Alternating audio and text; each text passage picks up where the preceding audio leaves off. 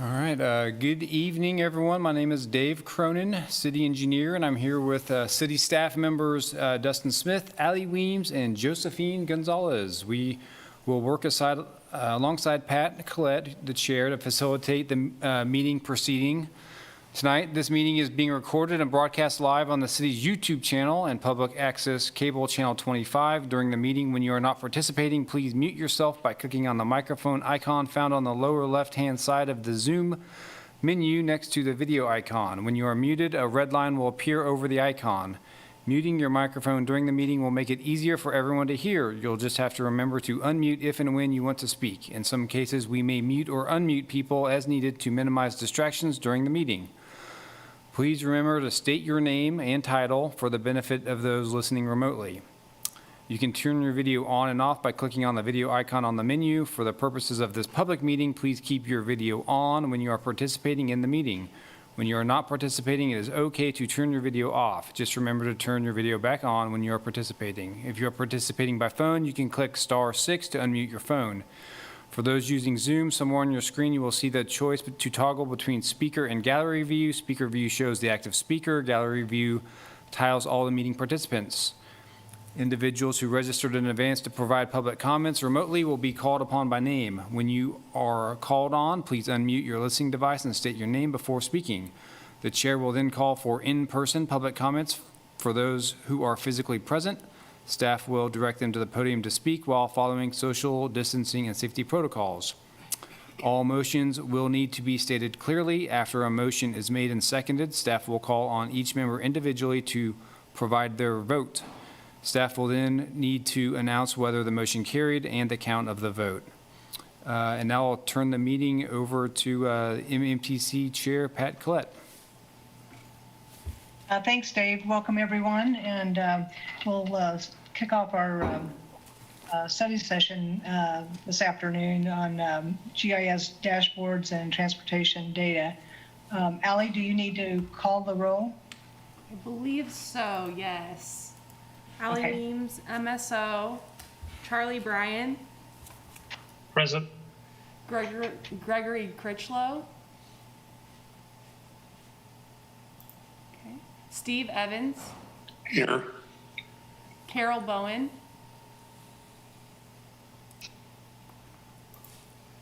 Nick Kuzmiak. Here. Tom Allen. Here. Aaron Payton. Lauren Freeman. Here. Pat Collette. Here. All righty. That's everyone. All right, thanks, Ellie.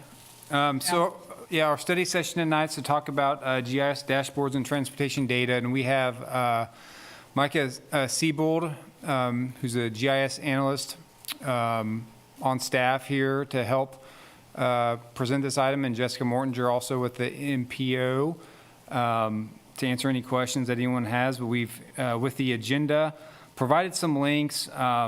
The MMTC GIS maps, the map that we created last year for the board to use as we talk about projects. We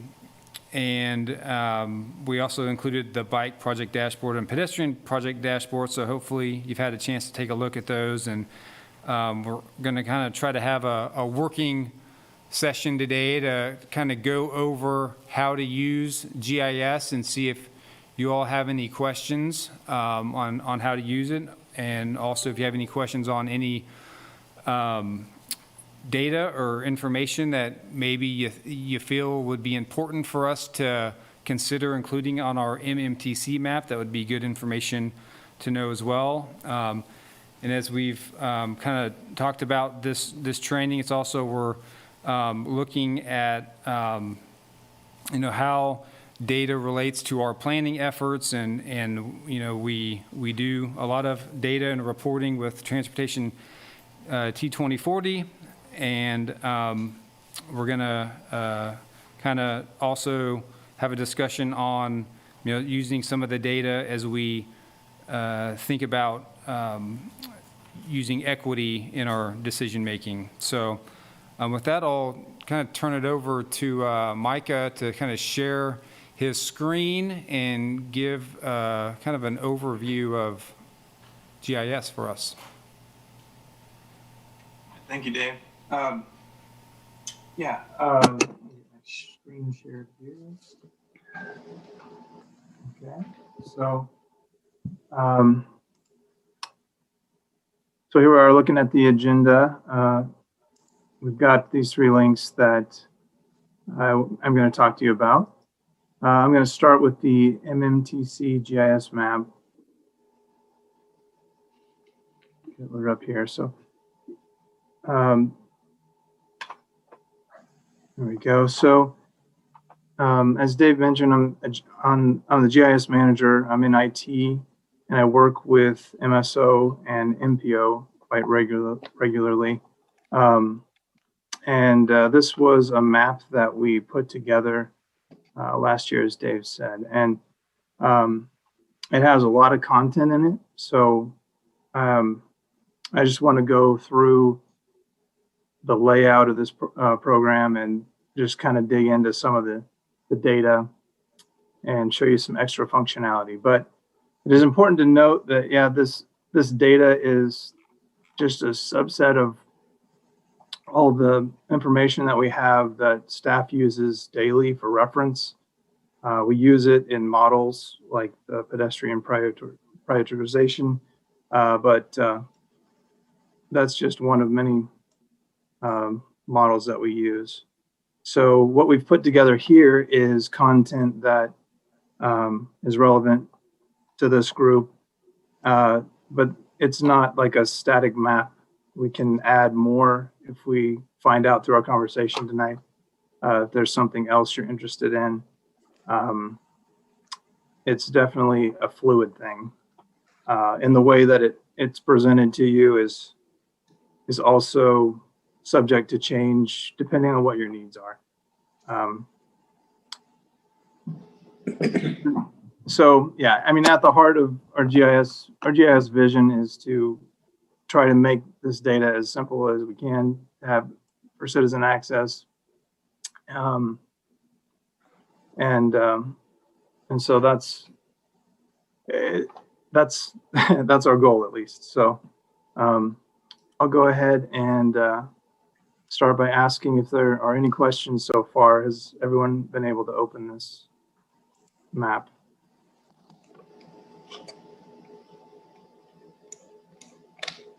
All right. So what we've got over here on the left side is different layers of data that you can turn on and off. If you're not seeing that, be sure to click on the content tab up here in the upper left. And of course, you can toggle these on and off. Right now, I'm just showing pedestrian projects. There is some additional functionality you can do underneath each of these layers. There's also some background maps you can change if you click over here on the base map. There's imagery if you want to see imagery. This dark gray canvas map is kind of useful if you want to just wash out everything else and just see what you're looking at. And you can have fun and play with this and choose whatever you want. It starts out in the topographic base map. Is what it defaults to. So, so there you go. You can customize it to help you visualize. We've got this legend button that will list what layers are turned on. It'll show what the symbology is.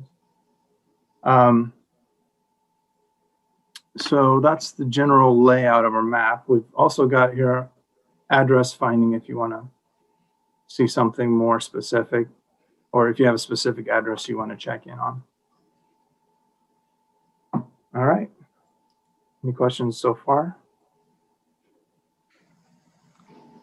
Micah, this is Pat Collette, Chair of Mmtc. Does this map have like the underlying like arterials and collector streets. I mean, like for instance, if you're interested in looking at percentage of arterials or collectors with bike facilities or something like that, is this where we would look for something like that, or is that something that is a iterative process beyond this map? Yeah, that's a process that would take some analysis or some turning things together, putting things together. Now, that's kind of the role that I see of dashboards. If there are some metrics that you want to see, a lot of metrics we can definitely set up to be periodic, like annual or even more often. But some of them we have the data in a space where it can be dynamically updated. But yeah, that's a good question. You know, there's questions that you have that, you know, we're kind of bridging the gap here. We have the base layer of data that we can reference and put together in whatever method that we need to find, you know, to find some answers to questions. So yeah, a metric like that may be something that Jessica Right. Mortinger, Transportation Yeah. Planning Manager. So Micah, if you click on the bike plan, existing infrastructure. So this is where you have to kind of play around with the layers, and we can talk a little bit through what each of these are and how they've been developed. So this is showing you, there's 3 layers here you see from the bike plan. And there's one's grade separated crossings, identifies those, future and planned, and then there's future bikeways and existing bikeways. Will you show them how to open the table associated with this data to show there is street classification in each bikeway type?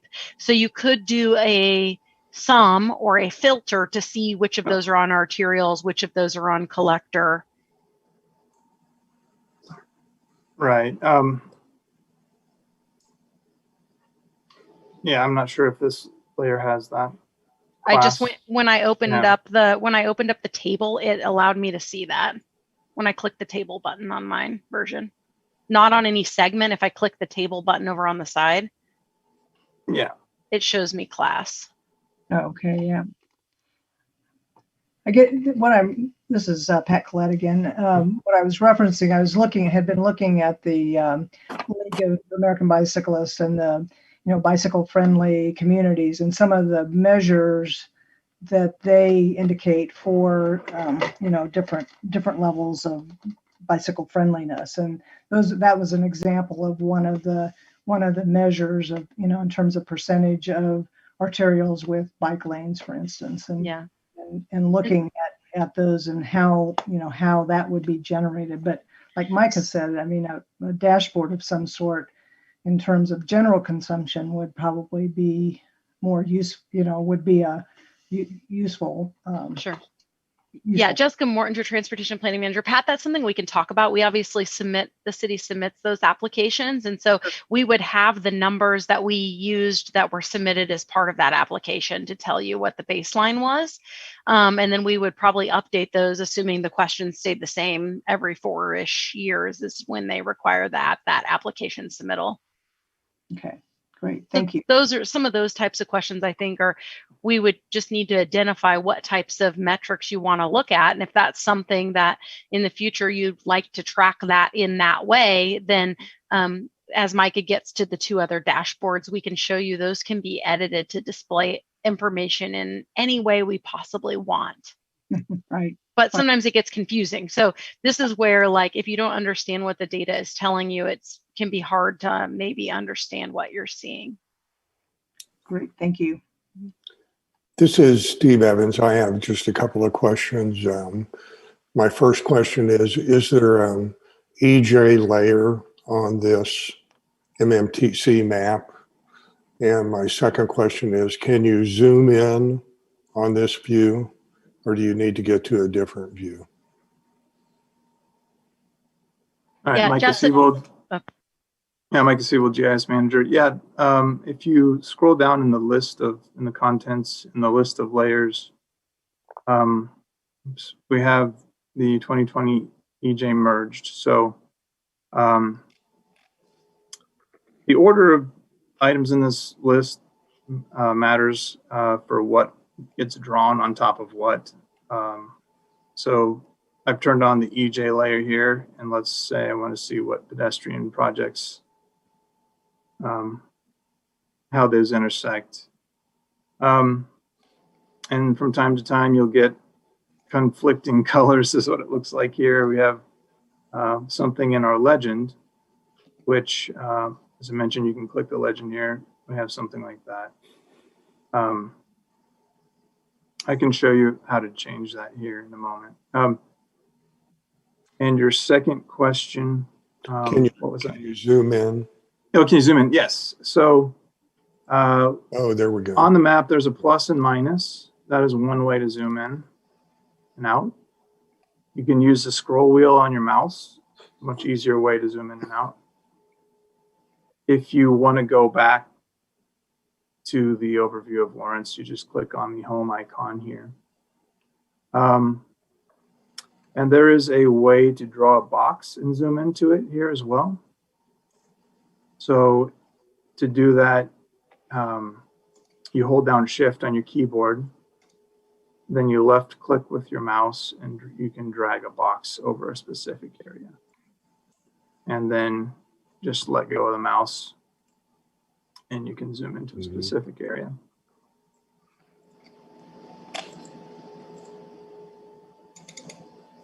So again, that was holding down Shift and dragging.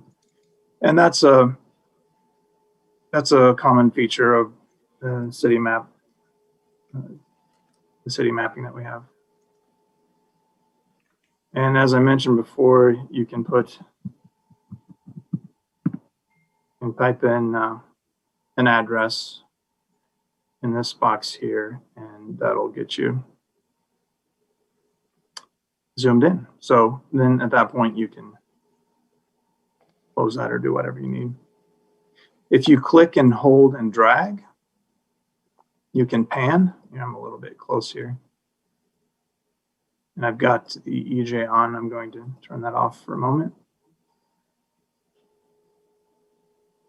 And when you're zoomed in this close, this is where it's nice to have imagery.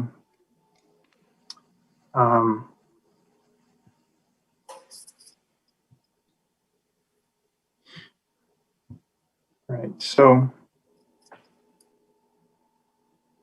yeah, I think that's a little bit more on the navigation that I had not gotten to yet. So thanks for that question. That was great. Yeah, this is excellent.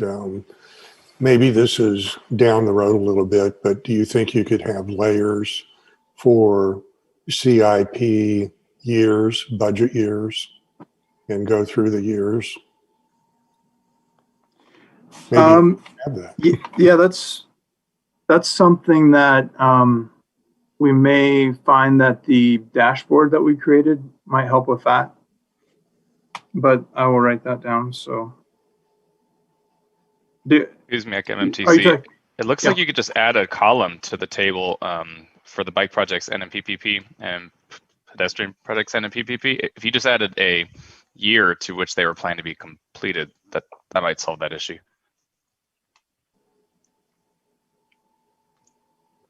Because each entry is already on there.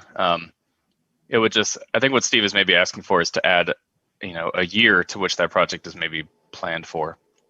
Steve, is that what you're getting at? Yes. Okay. Commissioner Brian, MMTC.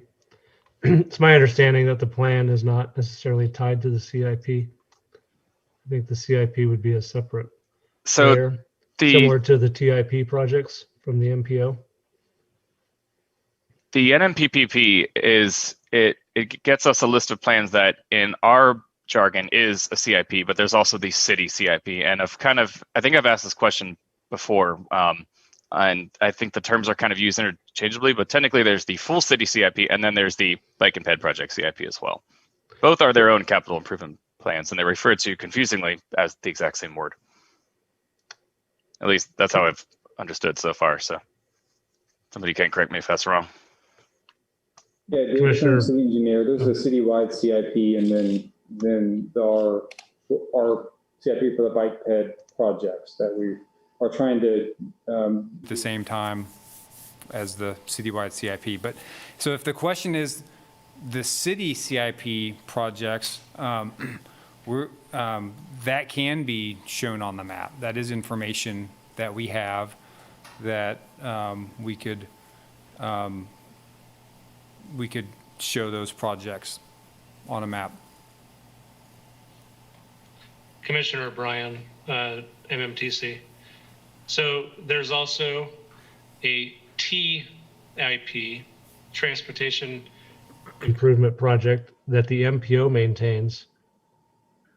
Those are on the map. I don't know if anyone's using the link that was in our agenda, but you can see the TIP projects, the points and the lines that represent the projects that are slated with funding. Right, Jessica? Yeah, Jessica Morton, Transportation Planning Manager. So TIP stands for Transportation Improvement Program, and that's all the regionally significant transportation projects. So again, it may or may not include all your bike ped projects, since we don't necessarily know the location of those when they program the funding. But this would be like the more regionally significant road projects that would show up in the city or county CIP, and or be identified by like a state project. So if you're talking about a more near term, these are the projects in the next 4 years that we're looking at having as transportation projects. So you can look at all of these and click on any of the point to pop up some detail about information from that document. It's one of the processes that the MPO does.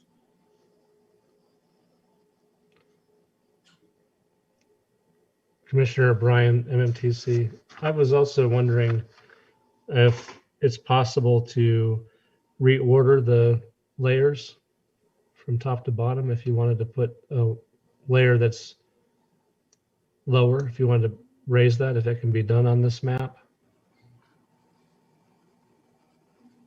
Micah Siebel, GIS. I think you have to be signed in with an account to do that. Okay. And then I was also curious if the neighborhoods layer could be added to the map.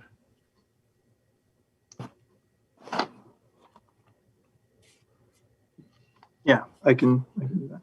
And then Commissioner O'Brien again, then the other question I had is around the transit route layer.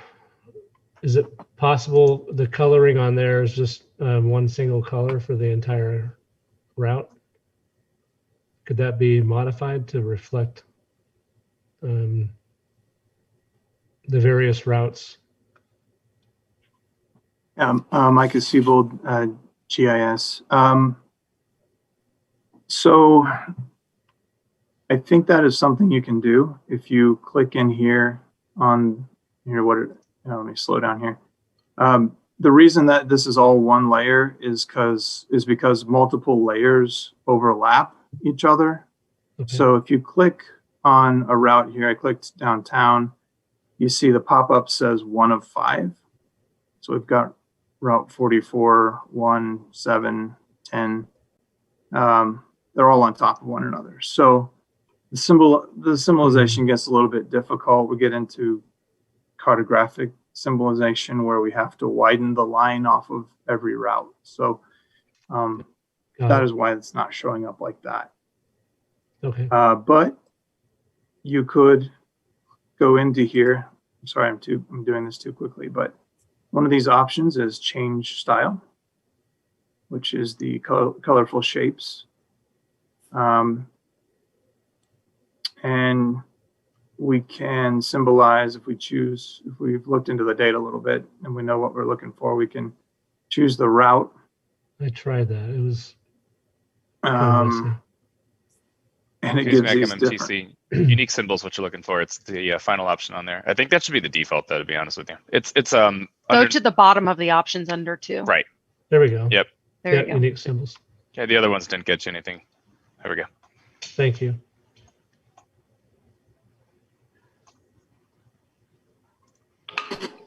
I don't know if there's a way to make the default that, or if that matters to anybody else.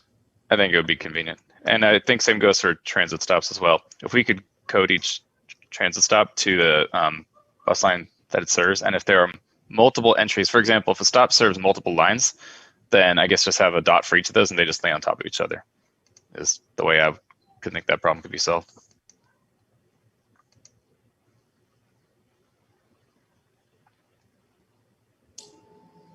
I mean, if you overlay it with the transit routes, you can probably guess, but if you're only looking at that layer, then you might want to be able to differentiate each route.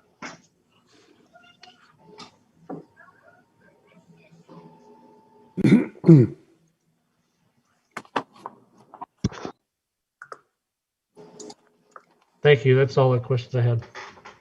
This is great work, Micah. Appreciate it. This is Commissioner Klett. Commissioner Bryan, your question about the order in which they're displayed, were you talking about the way they're displayed on the left-hand side as far as labels, or how they were displayed on the layers, order of layers on the map itself? Because I think, you know, he showed that we could change that on the map itself, but. So the order that they're displayed on the map, I thought was basically the same order that they're displayed on the left. No, I think, Micah, didn't you say that if you clicked on, is the order in which you clicked on the layers or not? Yeah, Micah Siebold. So yeah, this is the drawing order. So if I would have put the polygon layers, I'm going to turn on a polygon layer here. This is the transportation disadvantaged population score. These were purposefully put near the bottom of the map of this list so that lines and points would draw above them. So that's as not to obscure it. So there was some thought put into that. If you find that a layer is covering up something else you want to look at simultaneously, we just make that request and we can change it up a little bit. I'll also mention that we're in what's called the classic version of this web map. Esri has come up with a newer version, and I haven't looked into the functionality of that, but that's something I'll look for if it allows you to change what is above and other layers. Yeah, because you could turn all of these on and you don't know what you're looking at, but so it's good to yeah, just turn on what you're interested in learning about. So Jessica Morger, hey Mike, it looks like you have that functionality in the new map viewer. you do? Okay. I'm not signed in and I had that functionality. Perfect. So yeah, the timing of this was so that we gave you the link to this version of the map, and then they came out with that new version, of course. So I would have liked to have used that new one, but I did not have time to learn it myself. So, but the link to that is at the top of the map. Right. You can open in the new map viewer if you're interested in playing with that.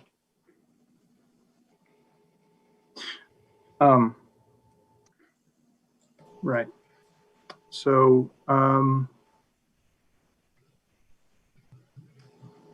the other thing I wanted to talk about is the filter option. So right now we're currently showing everything that's in our long list of projects for the NMP triple P.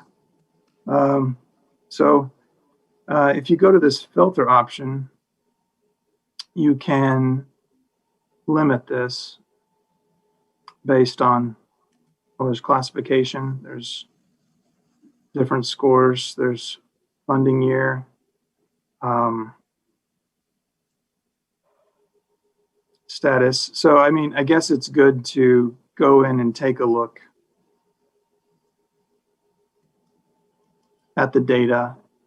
Now we see there's status, CIP status. So let's say you wanted to see that. you could go in here via the filter, check out the status field. These are in alphabetical order. Oh, and then it, yeah, status is CIP. There's a list here of different statuses. And if you apply the filter,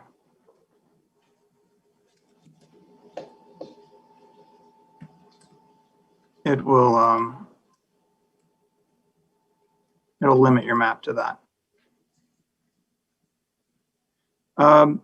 This funding field was more of a funding description. I know someone had a question about, can you show funding year? We only have, I did add a field for that for the 5-year plan that Jake was working on, the project selected. But it looks like that column is not showing in here. So I will have to double check that issue and turn that column back on.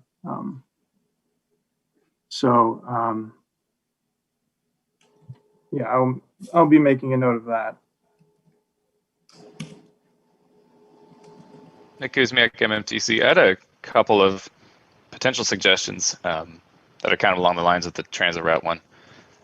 For the layer for, let me make sure I get the words right, minority block grant groups. Let me see which one that is. Would it be possible to add a gradient for that? Much like there is for the CDBG low moderate income block groups. Still think there is. No, actually there's not a gradient for that one either. So if you click on each of the shapefiles for that, it shows you, I think, the percentage. It'd be nice to just, potentially see at a glance what the percentage is for each of the blocks based on, the percentage. Possibly. Jessica Morton, your transportation planning manager, we may be able to do that. My thought is we might just need to check that it doesn't skew how the data is presented, because classically those by definition are either in or out. There is no intensity in the determination used by CDBG and or by environmental justice in intensity of populations within those zones. Nick Kuzmiak, MMTC. I'm seeing here though on the table that there is a low moderate percentage for each of these things. So for example, it's 93.81 here, 54.87 over there. So I mean, it's similar to Microsoft Excel where you can add a color scale to things on a continuum from 1 to 100. Is that possible in GIS, or is that not a functionality that exists? Micah, Siebel GIS. Yeah, that's possible to display it that way. And I guess the follow-up question for Jessica is that, I guess, a reasonable way to kind of differentiate from these? Because at this point, I'm just able to see they exist and where. But it'd be nice to kind of get a better view of like, where do they exist in more intensity? And I'm thinking that percentage is that intensity. Yes, Jessica Morton, your transportation planning manager. I'm not saying that they don't exist in different intensities. What I'm saying is this is a federally HUD-defined CDBG low to moderate income block groups defined. Their definition is either you're in or you're out based on that criteria. Just like how it came off the shelf? No, they we set a threshold. There's a threshold for like the low to moderate income data reflects block groups where the household income is 51 or more % of the population residing in households earning less than 80% of the area's median income. And you're either yes to that or no to that. So CDBG considers, like the community development block grants, considers that threshold is you qualify for CDBG if you're in that versus you don't. They don't have a consideration for how intense over that you may be. That's kind of where we got into the transportation disadvantaged criteria. So if you look at the table, go to transportation disadvantaged and turn that on, Micah. I see. And if you click on that table button underneath that, and you click on any of those points, you'll see the score it gets in that methodology, which would show you the intensity of any one of those things based on that. And you can symbolize, I think with what you're looking at, you could symbolize these scores to show the intensity of any of those demographic groups. Or I think that gets the same thing you're looking for, but it doesn't change the layer and how like CDBG displays it. Yeah, Nick Kuzmiak, MMTC. Yeah, so now I understand what you're getting at. So if you do want to do the, have the feature that I mentioned, then this is basically the layer that you would have. I guess the only reason, if any, that there would be to have gradients on the other ones is just in case you wanted to drill down into details, like why exactly is this one, really dark red or really light green? And that may not be something that everybody wants to do, but yeah. Yeah, Jessica Morton, your transportation planning manager. Micah, can you just show how to add labels? Because you can take that minority block group label and you can add a layer that just labels the low to moderate percentage. In which case you might be able to just change the visualization yourself on here. I guess I'm like not. a Siebel, yeah, just that functionality, you have to be signed in to manage labels. Kis Map Mmtc. So I guess I don't know if I'm maybe not reading between the lines here. I'm trying to figure out, for me, it'd be useful on a given layer to have the visualization available so you can see the gradient. And it's sounding like maybe there's a reason that we don't want to do that. I understand how the data comes to us and that you're either in CDBG route, but I think it would be instructive to see for somebody just trying to do data analysis on a visual level, just, how CDBG are we here, right? So you that can would be do a that. useful thing to see. So Okay. you can do that. Click on Micah. If you click on minority block group and change the symbology, change style. Instead of here, you can go to minority percentage. There we go. Okay. And you can choose it to show you how you want it to show you a gradient. Okay. Perfect. I was having trouble finding that. I didn't realize that you have to select something in that first drop-down menu. So thank you. That makes more sense. So in that case, yeah, default is whatever the government gives to you, which does make sense. And then if you do want to analyze it, then you can dive deeper, and it's pretty easy to do so. So okay, I'm satisfied. Thanks. Okay. The other thing I was going to add was, and this is maybe a discussion in the main meeting as well, but is it possible to add the citizen request CIP projects just to kind of see where other people might be looking that the CIP currently isn't? Or some of those not well defined enough to actually be added? Jessica Morton, your transportation planning manager. Well, the list from this year of bike ped, you're talking about bike ped requests or the bike for the bike ped project requests. I believe Jake has a map and it should documents those lists. Many of them were already on, there are some already on the list, but we didn't map those separately. Those aren't mapped projects. So if you want to map, that's something we could do as an activity in a future year, but it would be developing a new shapefile to map something. Yeah, like basically adding to the set with new shapefiles that are based on people's suggestions, right? Okay. Yes. Some of them you would not be able to map though. Yeah, because they're kind of vague. Oftentimes, like even when you ask people addresses, you're like, tell us the closest intersection to your house, and you get like 23rd Street, and there's no cross street. Or you know what I mean? We get lots of challenging data inputs, so it could be you could map them to your best of your ability. Yes. Yeah, I mean, if somebody says I want all of 6th Street with a bike lane, like, okay, that's kind of, I guess we can map it. But for example, when the Sustainability Action Network submitted those 4 or 5 like really detailed routes that they would like to see, I feel like that would probably be amenable to mapping.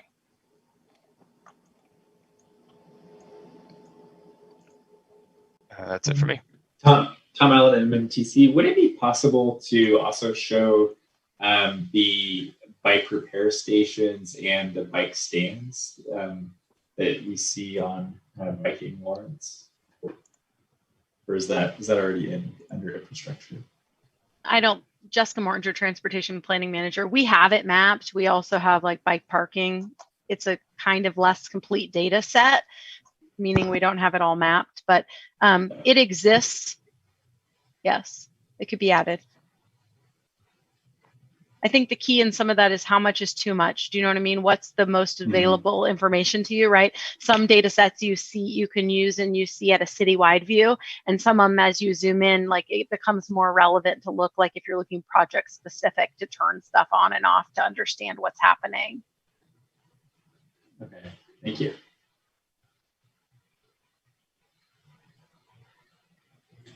Yeah, Micah Siebel, GIS. So I think that's all that I had for describing this map. Do we have any more questions on it, or should we move on to the dashboards? This is Commissioner Bryan. I do have a few more questions now that I've spent more time looking at it. Okay. And these might be more for Jessica. On the bike projects, the legend has selected and completed dash development. Can you tell us what those mean? Yeah, Micah Siebel, GIS. So as Jake and I were looking at this, we noticed that some projects were completed, but not by our funding, by other funding. And the blue one here was completed by KU. There's a shared use path by the stadium. And then there was another one that filled in a small gap of sidewalk on 23rd Street that was a redevelopment. So completed and completed development basically are the same thing, just maybe funded differently. Is that Correct. okay? And then And selected, what does that mean for the green? That is the projects that are in the 5-year plan that Okay.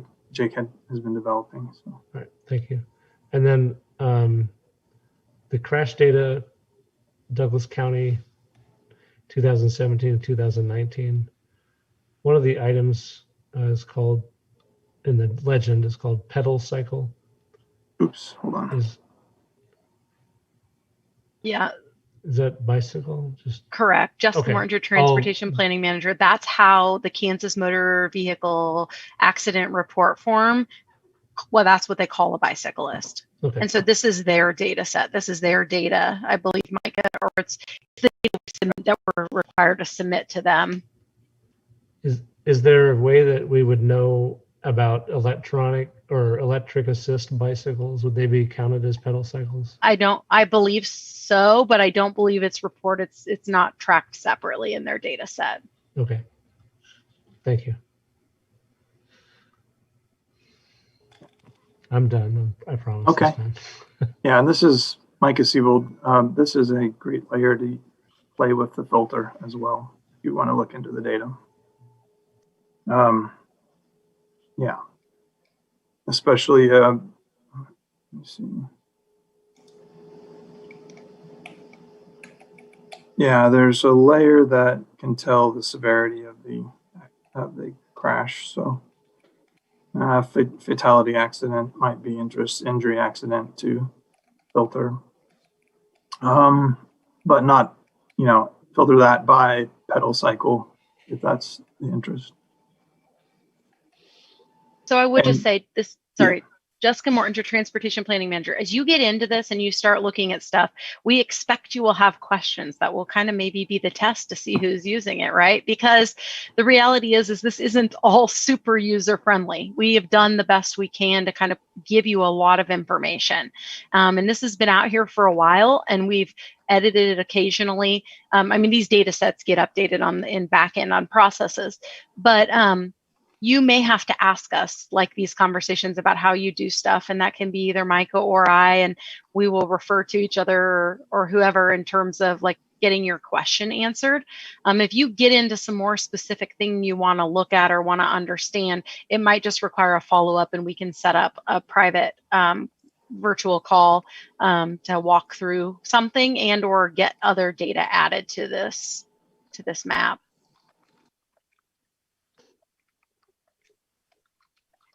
Kuzmiak, MMTC. I would not sell yourself short. This is a pretty great map, and as somebody who hasn't taken a JS class in a decade, it's actually pretty user-friendly.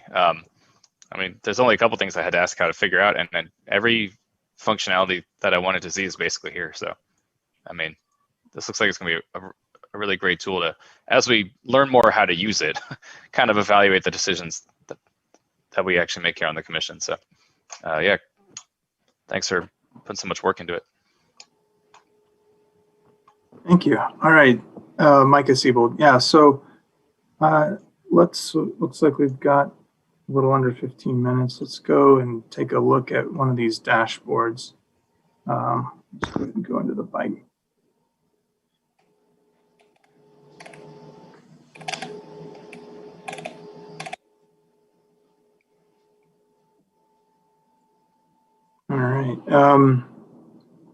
So this is one of the applications we have on our GIS platform. It's called the operational dashboard. I think it's just called dashboards now, where we can use the underlying data and give you some charts.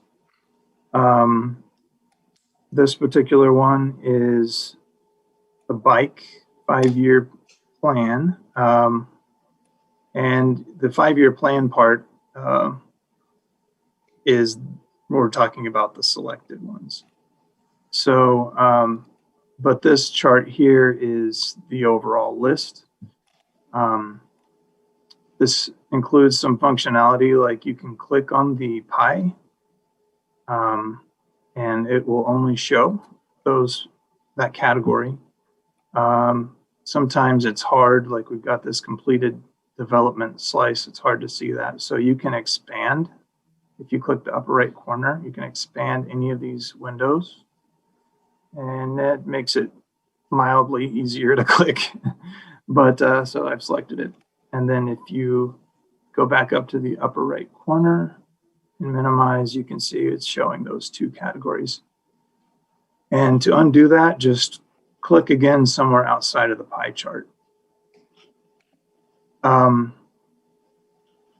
You can also interact with this legend here. So if you want to see everything but the selected, you can remove it. And that's just within the pie chart. That doesn't affect the map. Not sure how useful that is, but there are interactions that we can build into this. So the map portion is similar to what I showed you before. You can click and hold and move the map around. You can use your scroll wheel, of course. The plus and minus is down here at the bottom right. It's kind of hiding there, but you can do that. You can hold down Shift and drag a box.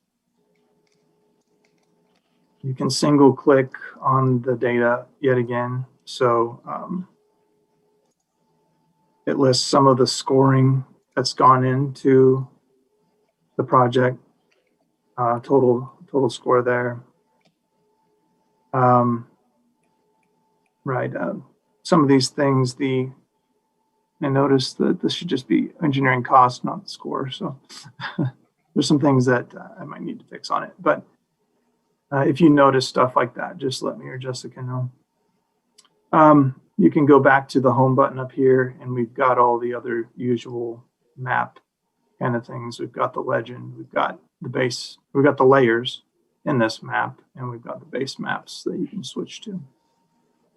On this, I had initially made this dashboard where it's showing all bike projects everywhere.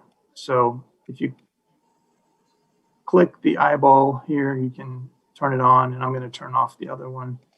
That's just all of them in one color. But I've also got by status, which it defaulted to. I've got by overall score, which kind of does a gradient. And then the breakdown of each score. So if you want to know bike demand score, and then you can check the legend to see what this means, the bike demand points. So there's different layers to look at. We kind of kept it to only bike projects because that was the focus of this map.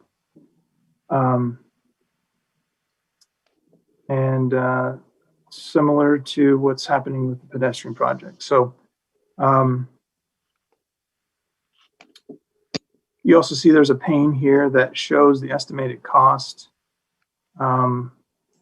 This one, let me see here. Oh yeah, I did not turn on any filtering on this because we have some bike projects that are being engineered in one year and constructed in another. So it was a little bit more difficult to filter by that on this one because some of those records are not, they don't have a line actually associated with them, a geometric line on the map. So,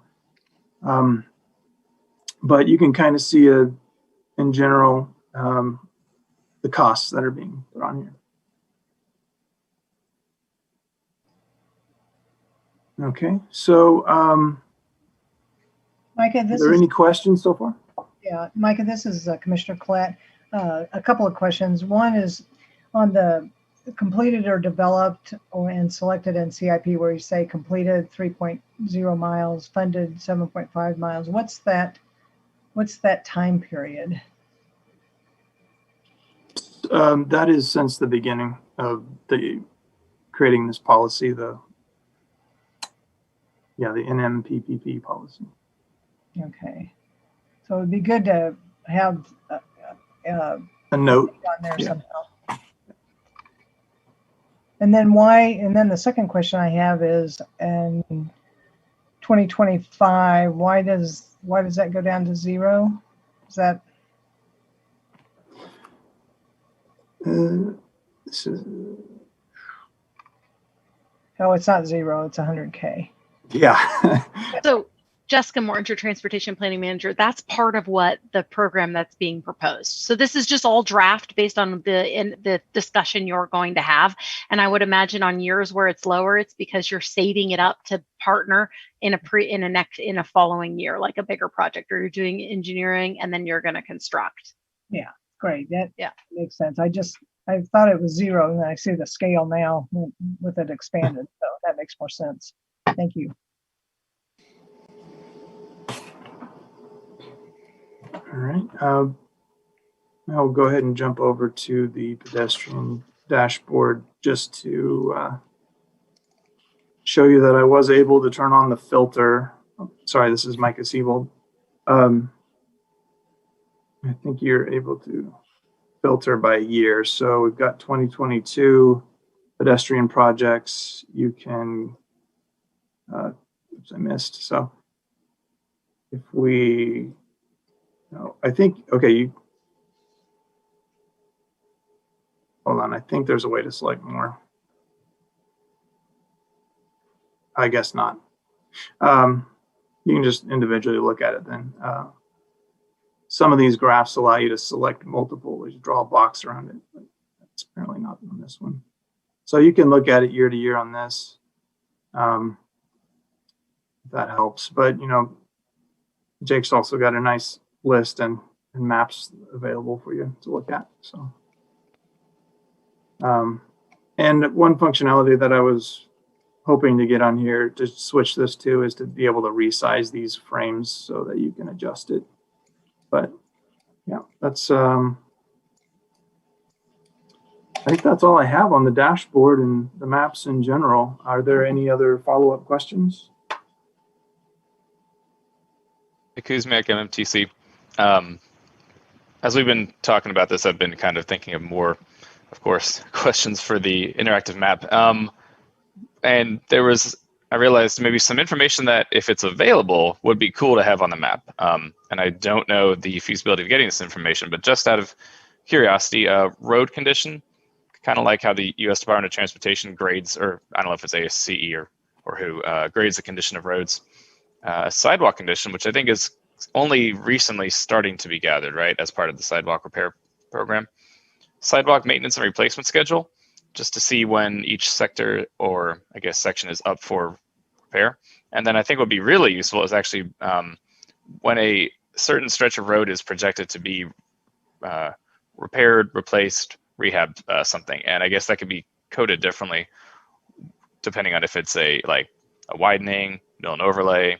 I don't think that pothole patching rises to the level of importance that it needs to be included on a map, but some kind of minimum so that we can see kind of around the city what roads might be up for reconstruction soon, where it might be a good place to start to focus on some kind of redesign to make it more multimodal, which I know is the complete streets plan does kind of make that automatically a part of it, but I think it would be good to kind of see a couple of years out where we might be looking at for the next good retrofit.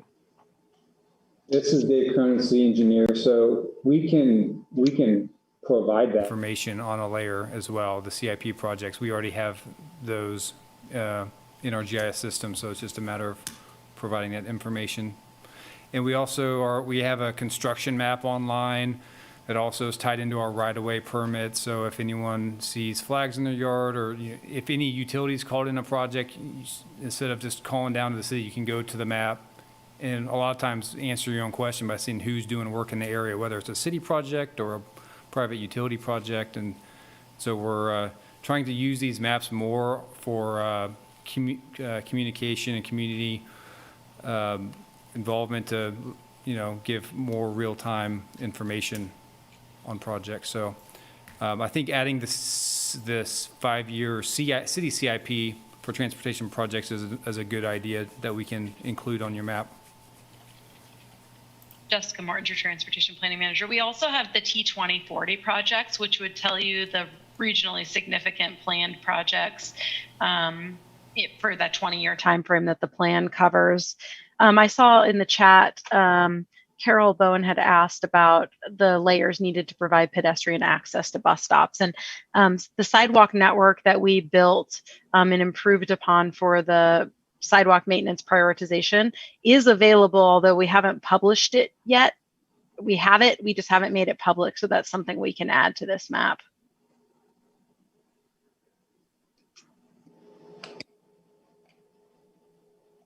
We could very easily overwhelm you with data. So I think the key is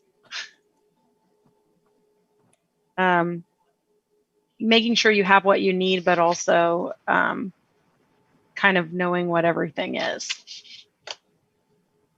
This is Commissioner Collette. We're coming up on 6 o'clock. Would you be interested in expanding the time frame another 10 or 15 minutes? What's the Micah or Jessica, in terms of the things that we have still? Looks like performance measurement is one, and there might be a little more discussion. Would anyone or everyone be interested in expanding this for another 10 or 15 minutes? I see Charlie says yes. Okay, well, I'll take that as yes, and we'll go ahead until 6:15 if we need that. Thank you.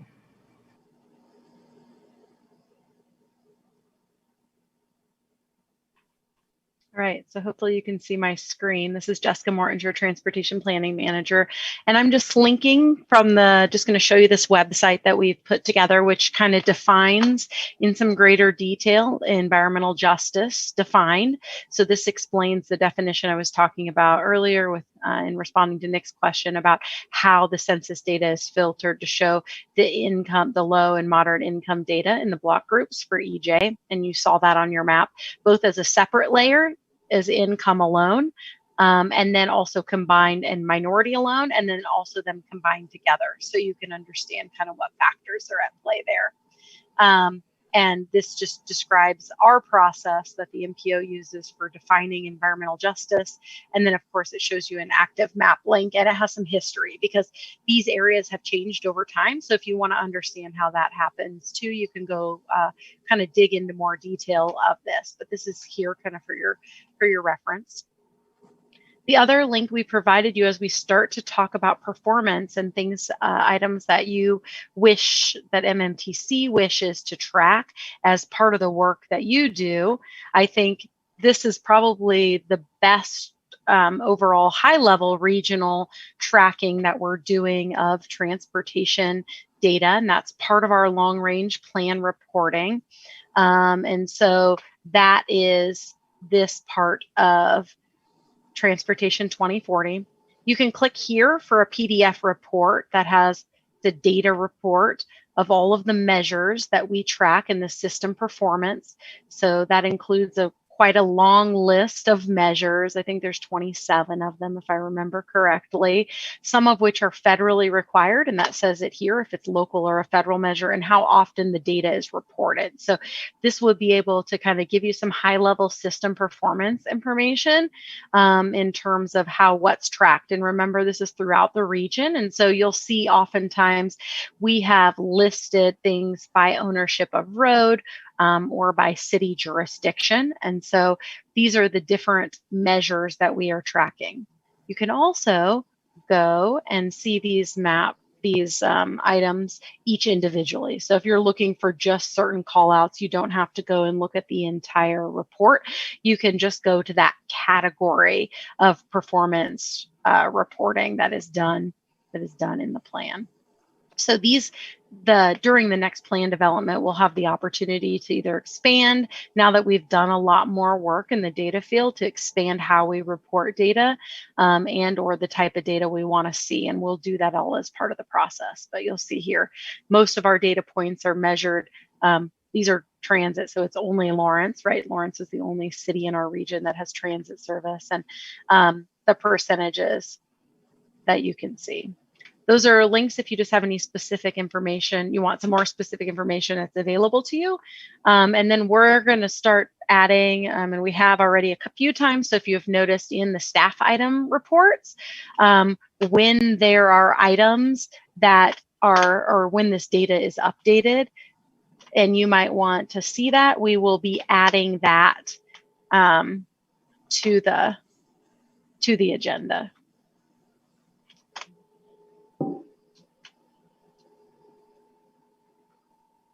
Be nice if I could entertain any questions you may have. This is Commissioner Collette. I was, when I'm looking at the dashboard from the previous section and then also these performance indicators, I'm wondering if there's been discussion or what others think about the idea of particularly for bike ped stuff, making that information more visible to the public, in terms of maybe putting some of those specific dashboards on the MMTC site or someplace where it would be easy for the public to look at it. And I think in terms of the interactive maps, maybe not necessarily, but dashboards that would show progress towards meeting different performance goals over time.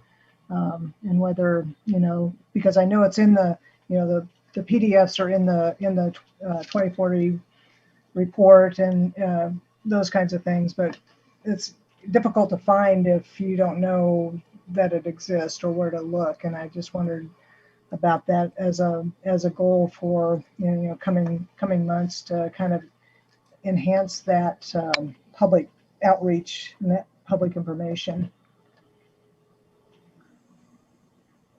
Yeah, Jessica Morringer, Transportation Planning Manager. I think, part of it, was to tell the story. The dashboards for the non-motorized prioritization and the bike ped dashboards that Micah showed you were the attempt, I think, the last time MMTC had this conversation with staff, was to begin to tell the story about what's happening in terms of bike ped projects.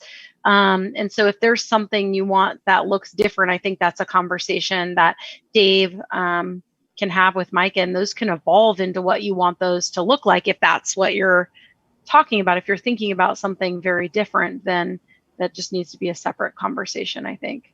Yeah, I don't think I'm thinking of something very different. I think just in terms of the levels that you have to click to find it, and putting it somewhere where people would possibly go to look for that kind of information. Yeah, Jessica Mortinger, Transportation Planning Manager. I think that's going to be one of the big challenges, especially as the city rolls out the strategic plan, because there's going to be a whole another set of measures. And if you start digging into any department and operations, everybody has a lot of data and metrics. So what matters to people is very different. Transit's also, I think, grappling with some of this issue in terms of dashboard and available data about even transit and stops and things like that. So I think it's something we can continue to evolve. Great, thank you. Other comments or questions?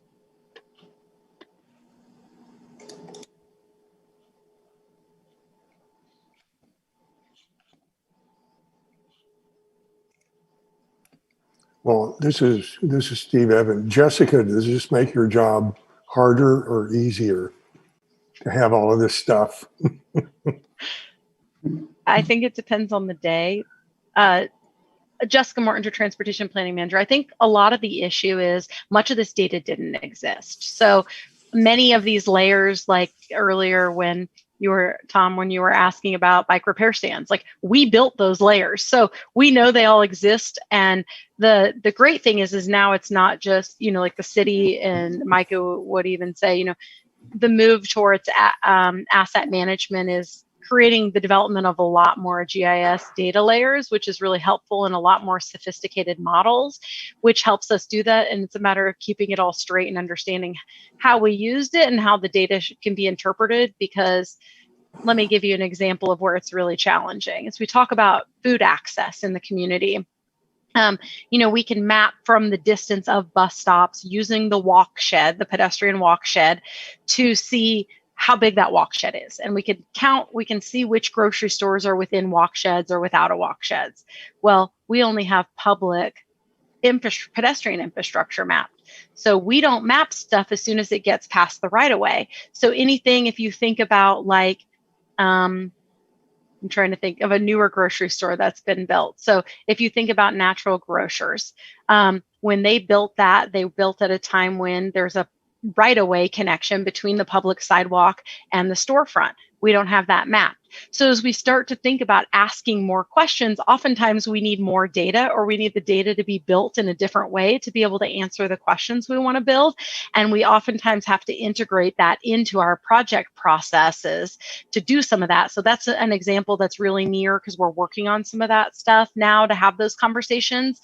And it just creates more questions that you need more data. So you have to go back and build or change your data sets to be able to do some of those things that you want to do to be able to answer some of those questions. Well, thank you. It would seem that along the way in the last 5 years, you probably had to make a bunch of assumptions. And now, although you don't have everything, you have a lot more. So you should be able to make better decisions. And just thinking out loud in terms of the applicability of all this stuff to MMTC, honestly, I'm a bit overwhelmed by all of it.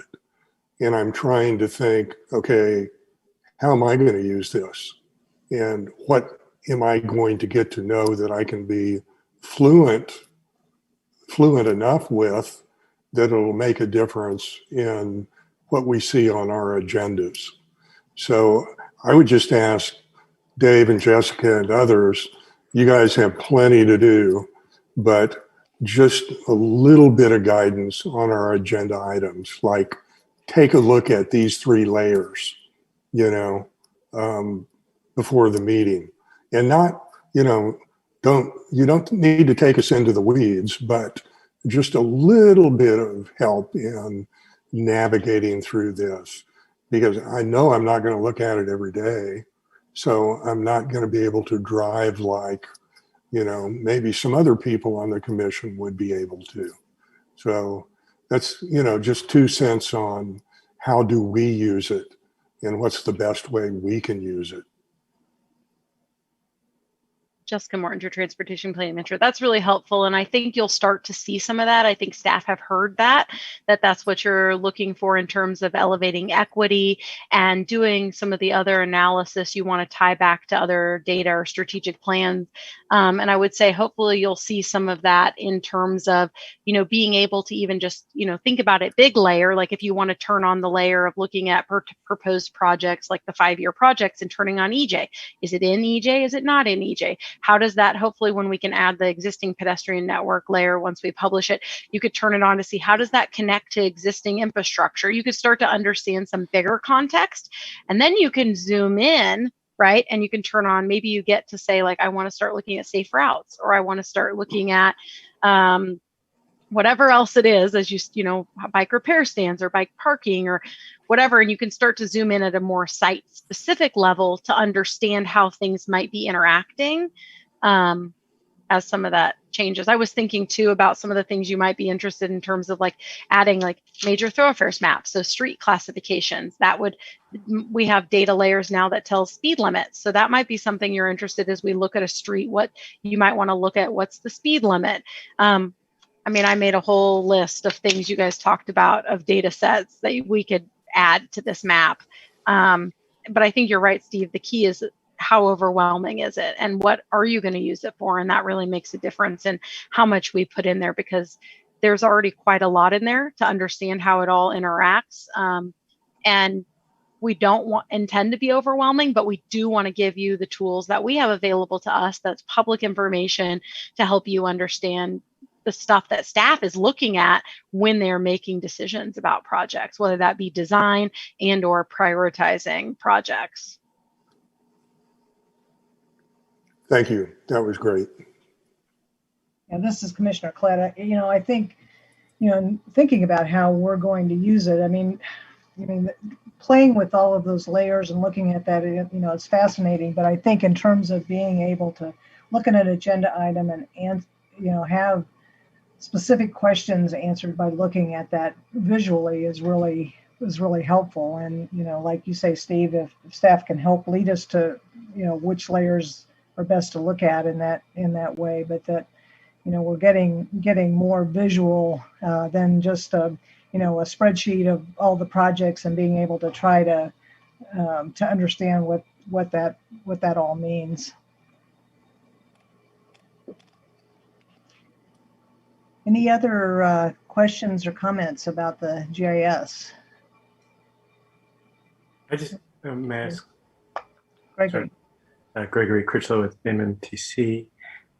I think all the data is really and pertinent to our side of the equation, and studying what projects are going to happen, budgeting, where to do it. In terms of how locally in Lawrence, how do we translate that to people who are actually using the projects themselves, the end user? How do these? Is there a PDF that's printed that is distributed? Is there a ped or bike map that end users can take advantage of these layers as well, as opposed to, if you don't have access to the internet or things of that nature? Because I see a lot of these, I see a lot of the bike routes. I see, where the layer where the bike stations and the bike parking. But if I'm actually on the bike, how do I negotiate that on the other side of the equation? I know our conversation is really about potential future projects and how we look at it, but I think we also have to keep in mind, if we're talking about the equity issues, how is the end user using this data as well? So Jessica Morange, your transportation planning manager. So we have a bicycle rideability map that a lot of this information feeds into, and the Lawrence Douglas County Metropolitan Planning Organization, so our MPO, has a bicycle advisory committee, and they are beginning the preparation work to update that rideability map. And that's the one probably printed guide that we have available for people related to bicycling, which has a lot of that information. In terms of pedestrian maps, there isn't anything probably available there. The closest would be Parks and Rec and a trails map that they put out, which would be more for recreational users who are hiking and walking. But that's something probably to think about, I think, in the future, if there's other information in terms of like the Parks and Rec accessibility survey stuff that's being done. I don't know if they intend to have any print version that's available. I put the link to that rideability map, the electronic version, in the chat for anybody who's interested in seeing that. Thank you. All right, well, coming up on 6:15, this has been really great information, and I'm sure that as we go forward, we'll have some more questions for Jessica and Micah, but this is really helpful to know at least generally what's there, and to be able to know what questions to ask and what kinds of things that we might be able to request if we don't find it in there. So thanks for your time this evening. We really appreciate it.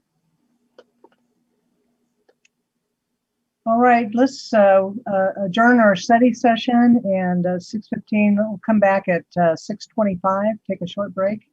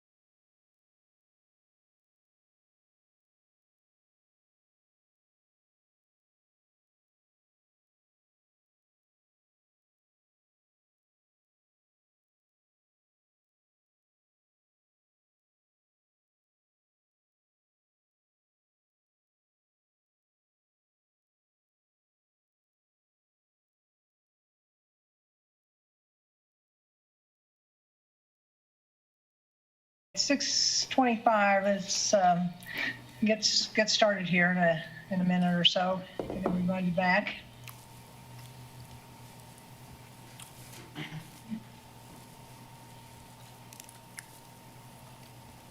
All right, I'd like to call the May 3rd meeting of the MMTC to order. This is Commissioner Collette, Chair. Allie, would you like to, or Dave, I guess, maybe to read the opening information? Dave Cronin, we can start by going to Allie for the roll call Okay. and then get going with the regular meeting. Allie Weems, MSO. Charlie Bryan.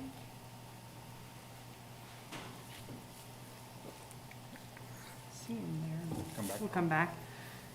Gregory Critchlow. Present. Steve Evans. Here. Carol Bowen. We'll come back to her. Nick Kuzmiak. Here. Tom Allen. Here. Aaron Payton. Lauren Freeman. Here. Pat Collette. Here. We'll go back. Charlie Bryan. Here. Okay.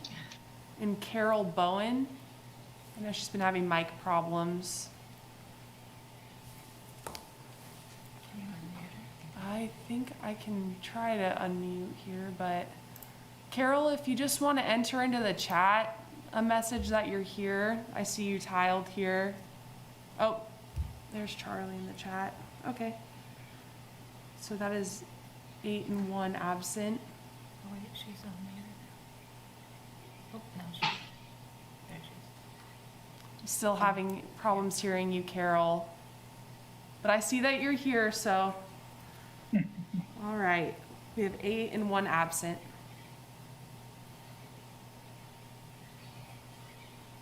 Thank you.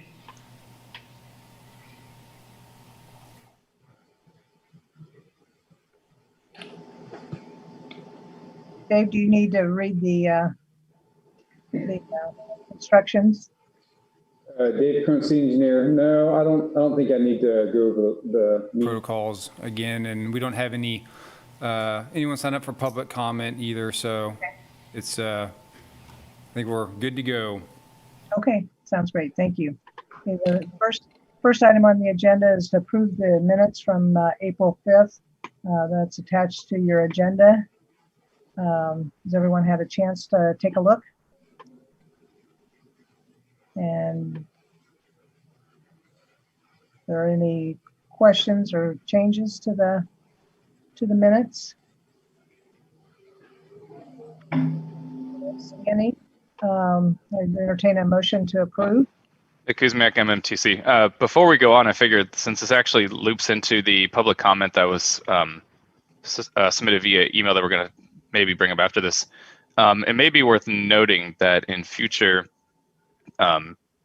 published minutes, if it would be possible to get kind of a brief synopsis of public comment, that might help for members of the public who are reading the synopsis and think, man, it's probably worth actually going on the video and see what that public comment was, instead of just saying that there was public comment. So just a suggestion that I think John Thornburg was maybe onto something about. And I do recall that we may have discussed that at some point, maybe a retreat or something. So anyway, just wanted to put that out there, but Yeah, is that something that's possible, Dave, to include just a little more detail on public comment? This is Dave Cronin, City Engineer. Well, we try to be pretty consistent with the way other boards are doing the minutes. And so it is possible, and but we also, we're challenged with the time that it takes to do minutes and then interpreting what gets recorded and what doesn't in written minutes, I think would be a challenge. So we're defaulting just to the action and the voting on items. I would say if it's an item under public comment, general public comment, I would be open to adding a note on minutes under general public comment, but I think Mr. Thornburg's concern was on an agenda item that he had submitted public comment, and we had attached his email public comment to the agenda item, so it was there. And then I know it was discussed on that agenda item with a lot of other things, and so I would want to refrain from getting into detailed minutes on agenda items, but I would, I guess, be open if it's a general public comment item and someone speaks to it, that we could note that briefly in the minutes, if that, if the majority of the commission would like to see that. Thank you. I think particularly when there's, written comment, and that is attached to the, to the packet, that is something that the public is able to see. The challenge is when it's just presented verbally. Yeah. Okay, any other comments or questions? Nick. Nick Gis Map, MMTC. I just had a really small, I guess, error. Under F1, the fare donation policy is spelled more like a state fare, but it's actually fare like a bus fare, F-A-R-E. It's stupid, but I mean, it is technically a more fair version of the fare donation policy. Right. So, I mean, that's a fair error. It's spelled correctly later in the sentence, so it's just just make that consistent. Yeah. Okay. Just a minor thing. Yeah. All right. Well, I'd entertain a motion to accept the minutes as amended with the change in spelling.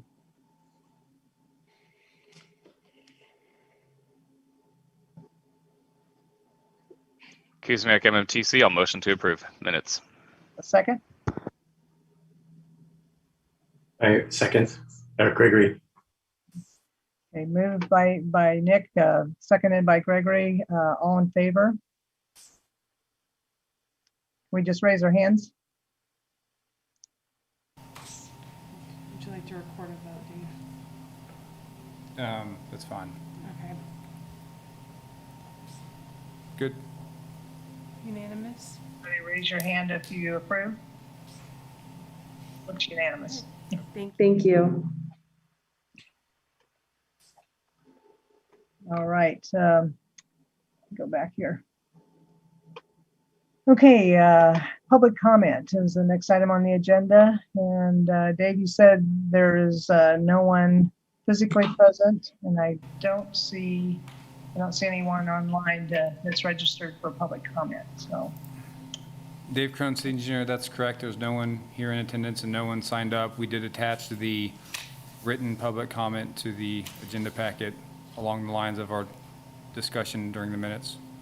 okay, great, thank you. Item D, agenda items. Consider recommending approval of the 22-20 to 26 5-year plan for non-motorized projects. Thanks, Chair and Commissioners. Good evening. Jake Baldwin, Senior Project Engineer for MSO. And before I get going, I just wanted to thank Jessica and Micah because they really kind of laid some good foundation into our discussion on the 5-year plan with that study session. So I think that'll save us all a little bit of time moving forward. So the proposed 5-year plan for non-motorized projects runs from 2022 to 2026 and really serves as a framework for allocating the bike, ped, and sidewalk improvement funds that are provided annually through the city's capital improvement plan. Staff brings the 5-year plan to Multimodal Transportation Commission and City Commission each year for recommendation and approval, taking into account changes to our non-motorized projects prioritization policy, safe routes to school plan changes, grant opportunities, new projects through the call for projects, and as well as Multimodal Transportation Commission and City Commission priorities. This year specifically, when we look at the plan, we'll see that the core changes are our grant opportunities and changes to the safe routes to school plan. So the commission has spoken in the past to the importance of elevating equity within this plan. And although equity is not yet part of the scoring for the non-motorized projects prioritization policy, we have attempted to incorporate equity into the project selection, as can be seen by the attached maps referencing the EJ and transportation disadvantaged groups. And we kind of had a refresher on that before, so I won't go into that any further. I think we're all up to speed on what those mean. The only thing I guess I would tack on there is the MPO does plan on revisiting the non-motorized projects prioritization policy to incorporate equity into scoring. So I think we'll see more discussion on that later this year. A recap of our call for projects that was issued via Lawrence Listen survey. I guess the survey took place between February and mid-April, the results of which we had 136 visitors to the survey with 42 unique statements, which equates to a little over 2 hours of public comment. From those statements, we were able to pull out 17 specific projects, 9 of which were identified or not identified in an established plan. And the results and analysis of those 17 projects are on the summary table that's attached to the agenda item. Per our policy, each of these projects is reviewed for appropriateness and feasibility for inclusion within our bike and pedestrian project list, and staff is recommending not to include any of those suggested projects into the list for the reasons noted on the summary table. I guess before I go into the details of our 5-year plan that's being proposed, and because some of the commissioners new and may not have seen our 5-year plan before, I just wanted to reiterate that approval of this item tonight really only locks us into the 2022 year projects, since staff brings the 5-year plan back every year so that we can adapt to the possible changes that I discussed earlier, such as grant opportunities and commission priorities. With that, we'll get into the 5-year plan. Let me pull that up.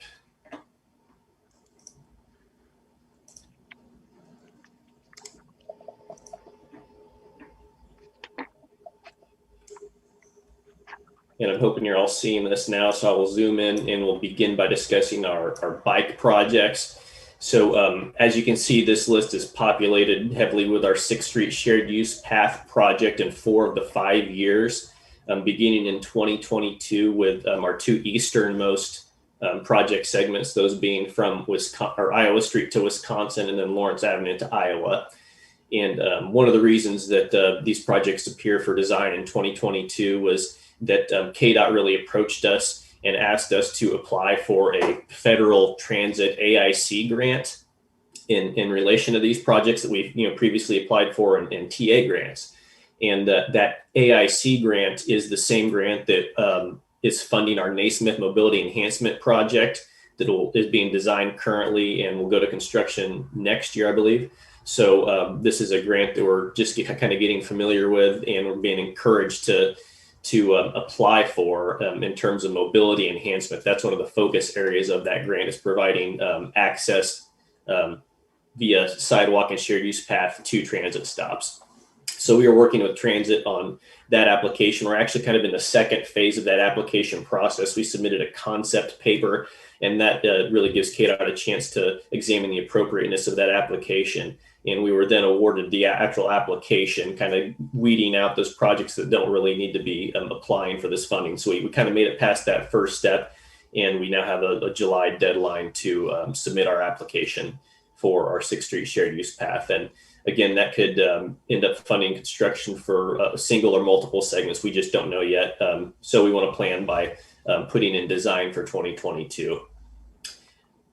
Outside of those, or I guess I should say sandwiched in between our shared use path projects on 6th Street is in 2024, we've got our 13th Street Bike Boulevard. And with that project, there's 2 associated Bike Boulevard intersection improvement projects at 13th Street and Mass and 19th and Osdale. If you're familiar with the previous iterations of our 5-year plan, this bike project list looks fairly similar to what we've seen in the past 2 years.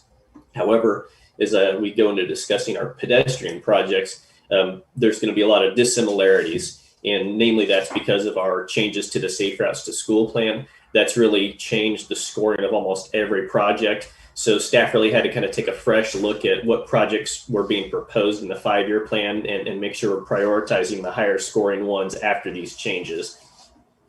So with that, in 2022, we're proposing 2 crossing improvements. One will be Louisiana Street near Broken Arrow Park. I think some further analysis needs to take place to determine where that crossing would be and what the improvements would be, considering there's 2 adjacent crossings there near the school just to the north, and then a crossing at 11th Street in New Hampshire. That is being followed in 22 by our Massachusetts Street Sidewalk project from 23rd to 21st Street on the west side. And this project would actually tie into the Safe Routes to School Sidewalk project we're getting ready to build later this year on 21st Street, as well as the intersection improvement at 21st Street for bike boulevards that was just completed earlier this year. So that project in particular will tie into 2 important projects that have just happened and are going to happen. Moving into 2023, we've got West 9th Street from Highland, pardon the typo, to Hilltop Drive on the north side. If you're familiar with that area, we've got a little gap there on the north side of 9th Street. It's where the rock wall is the property on the easternmost side. So we've got a historic wall to deal with there. And then the property just to the west of that is going to require some easement. So when you're looking at the map, keep those two things in mind. In 2024, we've got Castle Drive from Trail to Tomahawk on the west side. It's a larger project, so it's kind of taking up the funding for that year. Then in 2025, we've got multiple projects. Harper Street from East 25th to East 24th on the west side. Alabama Street from Yazoo to 23rd on the west side. Main Street from 6th to 4th on the east. And Michigan from 6th to 5th on the east. Then in 2026, we've got 2 projects, Crestline Drive from Yale to 9th on the west side, and Castle Drive from Trail to Tomahawk on the east side. This is kind of the partner project with this 2024 project. Let's see. And then I think lastly, I just wanted to touch briefly on this table below that you may have glanced at. Really, this is just a kind of a cash flow balance that compares the funding we receive each year versus what we're allocating towards projects, showing that through the 5 years of the plan, we're left with a balance of $116,000. That really kind of represents about 3% of our total funding through the CIP. And I think represents a small but decent contingency throughout the 5-year plan. And I think that kind of brings me to the conclusion of the materials I wanted to present. So I'd be happy to entertain questions at this point.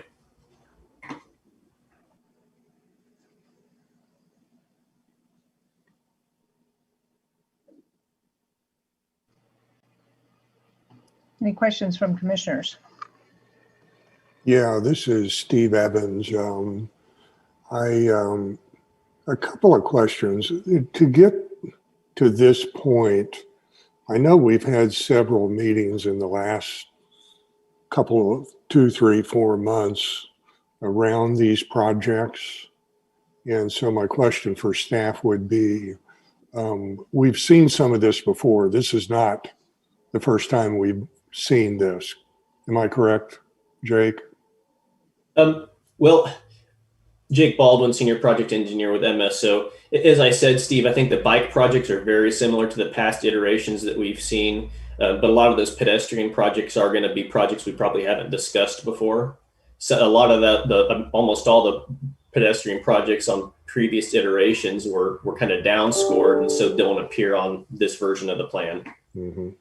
And refresh me, I don't see any loop projects on the bicycle projects. And I'm curious about that. I know that we got grants for a couple of real strategic areas, but there are certainly strategic areas left on the loop over the next 4 years. Are we thinking that there are going to be grant opportunities for all these, or what are our thoughts about that? Sure. Jake Baldwin, Senior Project Engineer. I can kind of speak to all those. So we have kind of 3 loop projects currently in the queue. Our first is our 29th Street and 11th Street to 9th Street, which has been funded by previous grant and CIP money. That's hopefully going to construction very, very soon. The second one is between Peterson Park and Michigan Street. That is currently under design and has a TA grant plus funding from this year's 5-year plan. So we've got bike ped funding in the loop for this year for that project. The third project is going to be from Michigan Street to Sandra Shaw. That was the most recently awarded TA grant. And that, I see Jessica entered some information in the chat there. That project has some CIP funding as well as the matching grant. So it doesn't need money from our bike ped funds. There's actually $150,000 for design in this year's CIP that's going to be used for, routing and design was the name of the project in the city CIP. And that money is going to be used for the design of that segment from Michigan to Sandra Shaw. Moving on into the future, I know we had discussions with Parks and Rec to plan for funding for those projects through the CIP. So I know we've got some areas downtown that you're involved with that I think the plan is to identify some funding through the CIP to do a study on that area. Further out into the future, I think this plan would probably have to change because, like you said, there's always grant opportunities, and if we have the chance to pursue one of those and be granted some of those funds, I think this plan would have to change in those out years to accommodate that.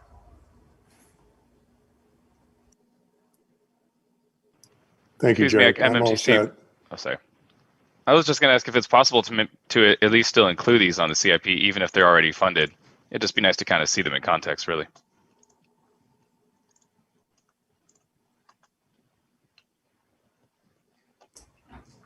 Yeah, I see what you're saying, Jake. This is Nick Baldwin, Jake Baldwin, Senior Project Engineer.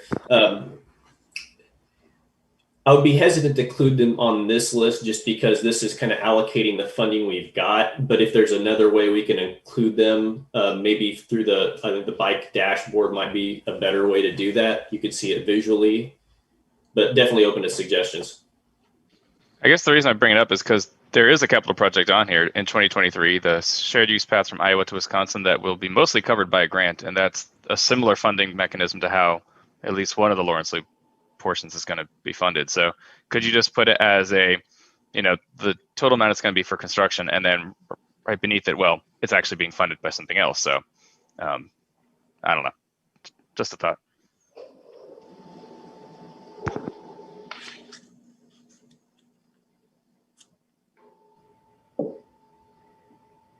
This is Commissioner Collette.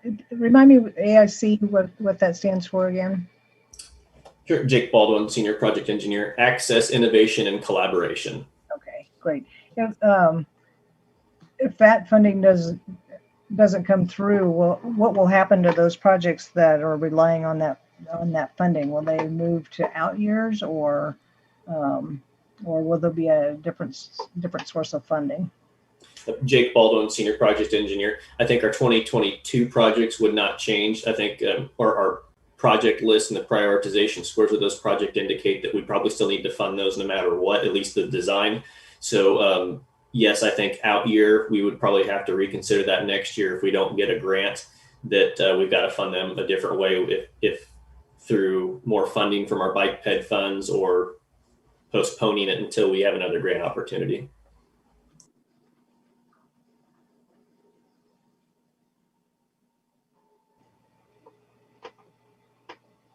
This is Commissioner Collette again. There are a couple of projects that are listed under the bike plan that are intersection improvements. And maybe there's not enough detail, but how does that get classified as a bike project versus a ped project? Are there characteristics of that intersection improvement that's specific to bikes in that case, or? Jake Baldwin, Senior Project Engineer. Yes, Chair. Those two projects are specifically related to the bike boulevards. The 19th Street and Osdale intersection improvement was originally part of the 21st Street Bike Boulevard, but because of funding constraints, we started having to pop scope out of that project, and that's one of the projects that got kind of taken out of that one. The 13th Street and Mass has just always been part of the bicycle boulevard on 13th Street. Mm-hmm. Okay. So they are specific to bike. Thank you. This is Lauren Freeman, Commissioner.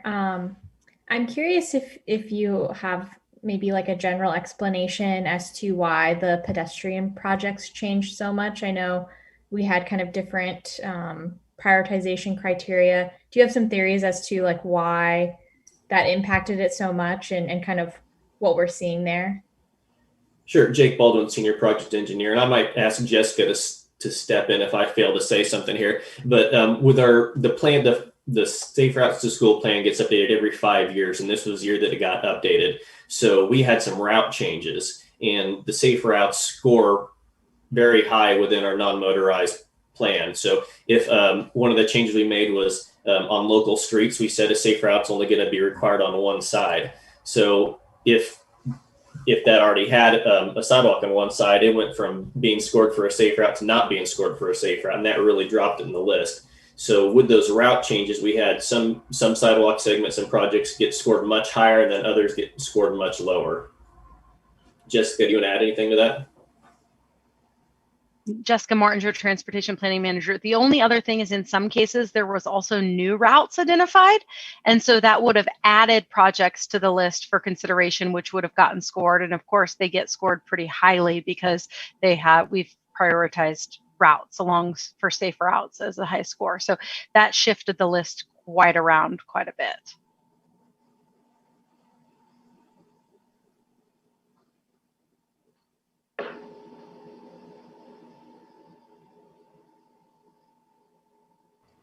This is Commissioner Klett. I have a question about one of the tables that showed the prioritization score. And just to be clear, that does not include like the transportation disadvantaged score. Because I was looking at when I was looking at the GIS and looking at those numbers, it looked like those weren't included, but I couldn't tell for sure. Is that correct? Jake Baldwin, Senior Project Engineer. No, those scores are not included currently in the scoring. That's what the MPO is going to be working on later this year, is how to incorporate equity into the scoring.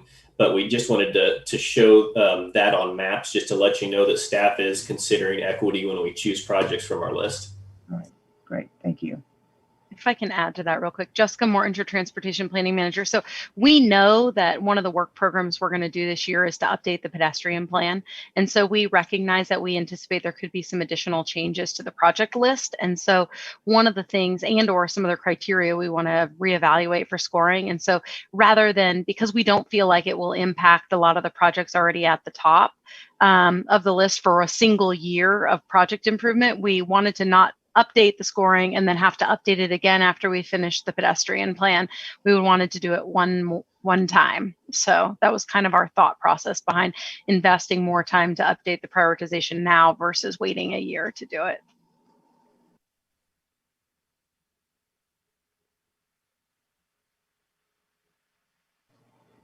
This is Commissioner Klett again. Jake, on your summary, you talked about the Highland Hilltop, and when I was looking at that, it looked like a gap there in terms of the sidewalk. Is that the one that you mentioned that has challenges in terms of right-of-way, like going from Highland, I think, west?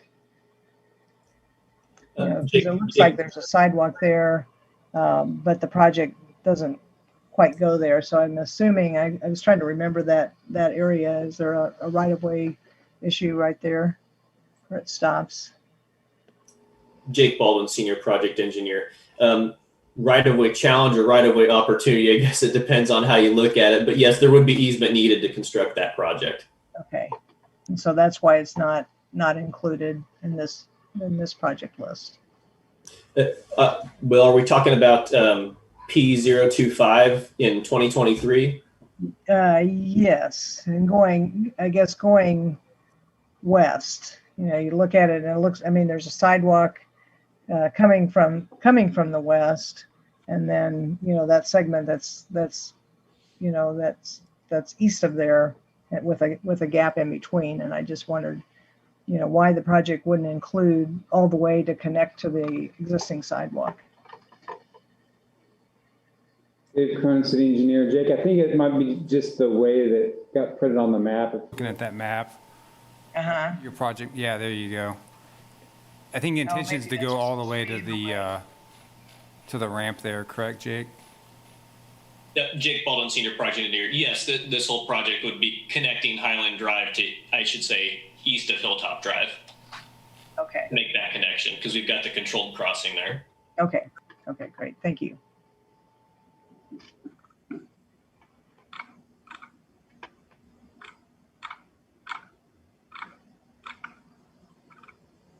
Commissioners. Yeah, Kuzmiak, MMTC. I had a question about the citizen suggested projects.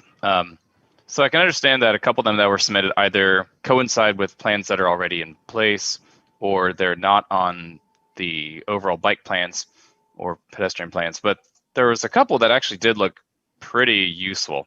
And I was wondering kind of what the thought process was over, I guess, not even giving them a code for, say, like a 3-digit number after the B, right? So, for example, the Evergy related route that's going to go by the new substation out in West Lawrence, it seems like time is of the essence for this particular project because that substation is going to get constructed. So if we want a bike lane in there to connect that link that's kind of a path to nowhere, then now is kind of the time. So I guess that's one I was particularly interested in. Although Mcdonald Drive, it looks like, was suggested by 1 or 2 respondents, and that's a pretty central location that has really bad bike and pedestrian infrastructure. So I guess I'm curious why that scored so low as well. Jake Baldwin, Senior Project Engineer, referencing the project suggested through the call for projects, Commissioner. So number 15 is the Mcdonald Drive project. It is included in our pedestrian project list and is in the bikes plan, so it doesn't need to be added to the list. It's already scored and in there. Okay, that makes sense. Thank you. What about the one from Atchison Trail to Westbrook that'll go past the Evergy substation?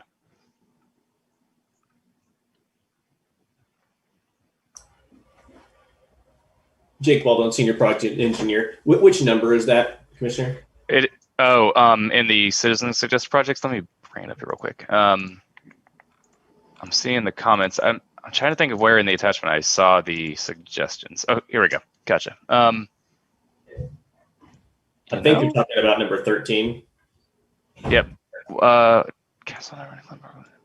might be it. That doesn't mention the Atchison Trail or Westbrook or Evergy or anything. I'm not sure. This is Dave Cronin, the engineer. The project is B019. Is number 12 maybe? Because that looks like it might be it. Bob Billings South. So from Bob Billings South along Atchison drainage. Yeah, I don't know. So that project is in our bike plan, and we are looking at the possibility of maybe how to tie that into their project. I don't have any other details. It's on the radar as an opportunity with the construction of that substation. Okay, and which number did you say it was, Dave? B019. And I just pulled that up from our GIS map on the. Oh, okay, I see. So here it's called Lawrence Avenue. That's probably why I didn't see it. Right. Yeah. Okay, because it's not Lawrence Avenue, I think. Yep. Okay, good. Well, it sounds like as long as that's under consideration and there's a plan to engage with Evergy and KU, then that should be good. This Commissioner Collette, just to clarify though, when we look at the call for non-motorized projects, so we're saying that, was it 12, number 12, that matches up with one that's on the radar? It matches up with one of the projects that's on the radar? Jake Baldwin, Senior Project Engineer. Yes. So in that, I guess you call it the fourth column, is it in the project list? So if it is, it shows up in a ped or bike, then it's already one of our named and numbered projects in the list. So it's already being scored and prioritized. Mm-hmm. Okay. Yeah, because I guess in that table, it's not clarified. I mean, it's not clear, in terms of feedback, I guess, to the people who submitted these suggestions, kind of clear that how they're being considered, and having a little more detail in that table.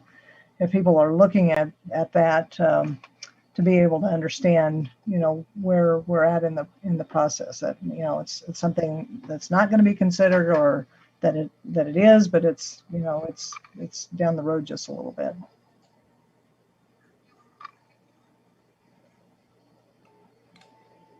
But the fact that it says yes in the column, it's in the Lawrence Bikes plan, and that indicates that that's a project under consideration.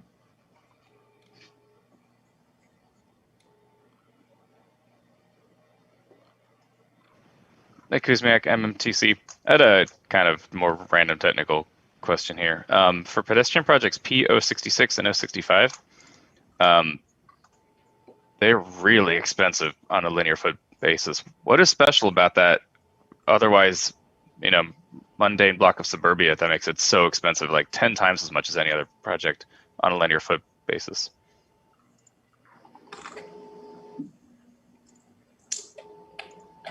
Jake Baldwin, Senior Project Engineer. Commissioner, can you help me? What page is that on our? 5. And I guess this is just another comment here. I guess they're organized by score, right? So, yeah, I just keep looking for an alphabetical order, and they're not. That's not how they are. So, okay, yeah, if you control F for PO65 and PO66, did I get that right? Yeah, PO65 is listed at $1,000 per linear foot, and then PO66 is $2,300 per linear foot. I mean, that sounds like a concrete boardwalk. I'm curious to see how that cost got so high. Jake Baldwin, Senior Project Engineer. I'm not familiar enough with the estimates on those two to really give you an answer tonight, but I can definitely get back to you on that. Okay. I mean, it almost looks like it's just a misplaced decimal, which would make a lot more sense, but figured I'd ask.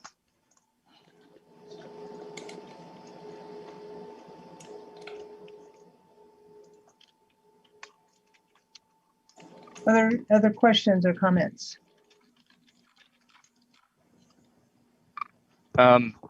Nick Kuzmiak, MTC. One more from me. I feel like we've discussed this maybe in 2019 or 2020, but why don't bike projects have a $1 per linear foot estimate as well? Jake Baldwin, Senior Project Engineer. Commissioner Kuzmiak, I think the best answer there is we're still working on getting the estimates for the facility type. And I think that's something that we're going to probably get figured out this year, but the analysis is ongoing. We had some interns help and do some legwork on that earlier this year, but it just hasn't been checked yet, so I don't feel comfortable reporting numbers. Okay, I understand. So is it fair to say that, MSO staff is really familiar with pedestrian projects and crosswalks and is pretty easily able to estimate costs, but maybe not so much with shared use paths or other bike infrastructure? Jake Baldwin, Senior Project Engineer. I think we're not really comparing apples to apples if we do that with our bike projects, because each facility type is going to, be costing different. If you're just putting shared markings on a road over a mile, it's going to cost a lot less than a shared use path, and so you're not going to see that comparison in the numbers. When we look at our pedestrian projects and use that quartile system for cost per linear foot, those are all sidewalk projects. So they're easily comparable. And in fact, I even pulled out the numbers for the crossings because it wasn't making a good comparison to have a crossing per linear foot cost compared to a sidewalk per linear foot cost. That makes sense. I can understand. Thanks. Can you mute that? This is Commissioner Cliff. This is just a little technicality, but on the agenda item report on the second page where it says alignment to strategic plan and it says strong welcoming neighborhoods, it makes sense that it also should include the infrastructure or asset management category. I can't remember what exactly that category is, but since we're talking about infrastructure, that should be included as well. Jessica Moore, Transportation Planning Manager. You can't fault us always because you can only choose one. Oh, okay. I didn't You know. only get one choice. All right. One. Okay, that's a good explanation. Nick Kuzmiak, MMTC. Is that because of the system used for crafting the agendas, or is that just how the strategic plan is laid out? Because the last one was not like that. You can include multiple things on the previous plan, right? I think they thought maybe people were just checking all the boxes. No, you can only choose one on any of the reports that you do where you send anything to memos for commission. You get one choice. Seems kind of short-sighted on the part of the people who were responsible for the strategic plan. I mean, wouldn't you want to show that a certain project actually is affecting multiple parts of it and therefore is maybe a more holistic and better project? Maybe that's just me. I don't know. Seems like that'd be useful. Well, I think But- in our reporting, we can include both. So, I mean, we have a matrix that, you know, looks at the strategic plan as well as our goals, and we can indicate both. So we're not constrained by that. Commissioner, this is Jake Baldwin, Senior Project Engineer. Chair Collette, when I was referencing in that agenda item were the new outcome areas, and asset management is not one of the new outcome areas. Yeah. So yeah, when we feel that you know, we're going to touch on multiple outcome areas, that's where we'll have to address it in the text of the memo. So it's not what I had before was infrastructure, asset management, and connectivity. So that's not one of the outcome areas anymore. Is that correct? Jake Baldwin, Senior Project Engineer. That is correct. Okay. Yeah, this is Dave Cronin, the engineer. That is now Being referred to as connected cities or connected city. So what, you know, that asset management outcome has been renamed to connected city. So Jake did note that at the bottom of the memo because we couldn't select more than one strategic plan outcome. So it does also align with that outcome of connected city. Great. Other comments before we take a motion to approve? Other questions? Kuzmiak, sorry, Nick Kuzmiak, MMTC. Charlie, I recall on the one of the previous discussions that we had around this that there was a couple of changes I think you're open to see based on what seemed to be maybe a more important or a more, I guess, a more universally useful pedestrian project. Like, for example, I think the one that you were talking about was on Iowa Street between, was it Harvard or University and Bob Billings or 15th. I'm just kind of curious to hear your thoughts on this one.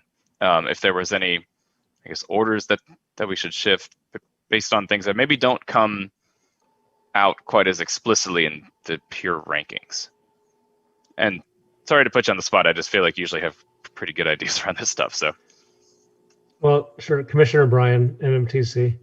I felt like I was kind of in a minority in my comments back then, so I kind of just decided to let it go.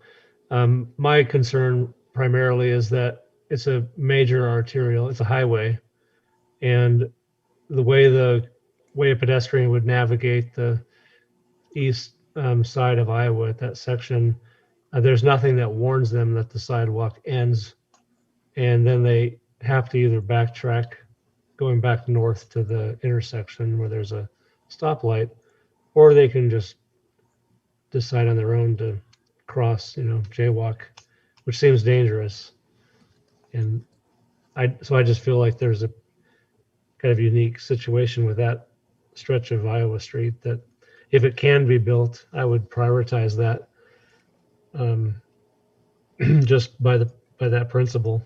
I mean, I feel like arterial streets, especially extremely busy ones like highways, we should minimize any pedestrian crossing that's not in a controlled intersection. Do you think that there are any other projects on the list at this point that could or should be supplanted for it? I was trying to do some analysis last night from my homework here, and I guess it was hard for me to just make a decision of, well, this one looks like it's more important or less important, because I mean, the scores do tell you some of the story, but then when you pair that with the EJ zone designation as well, like that adds an extra layer. So it's just, it can get very complicated very quickly. And I think a lot of it is almost subjective as well. So I guess I couldn't really find any good spot for it that wouldn't take away from another important project, but I remember open that to interpretation. I believe it was a fairly expensive project, and part of what the discussion that night was about was, how much are you getting, how much bang for your buck? And because the linear feet seemed not very high, for the amount of money because of the type of project it is. I think that was why there was little support for it. So This is Commissioner Clint. Could you clarify what section you're talking about on Iowa? You're talking about from, basically, I think it's University Street going south towards the university. okay. 15th, and it's on the east side. Help Right. me, David, if I got that wrong, or someone else. I think that's correct. Jake Baldwin, Senior Project Engineer. I'll bring it up here shortly on the screen.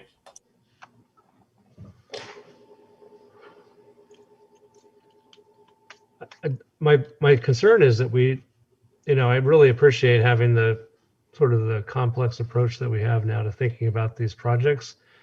But at the end of the day, it just concerns me that we let a section of our arterial network go. And I guess I'm not familiar enough with, are there other gaps on our arterial network that we're, just excluding because this complex, approach is kind of lowers the priority on them? And is that just in principle, is that right? But,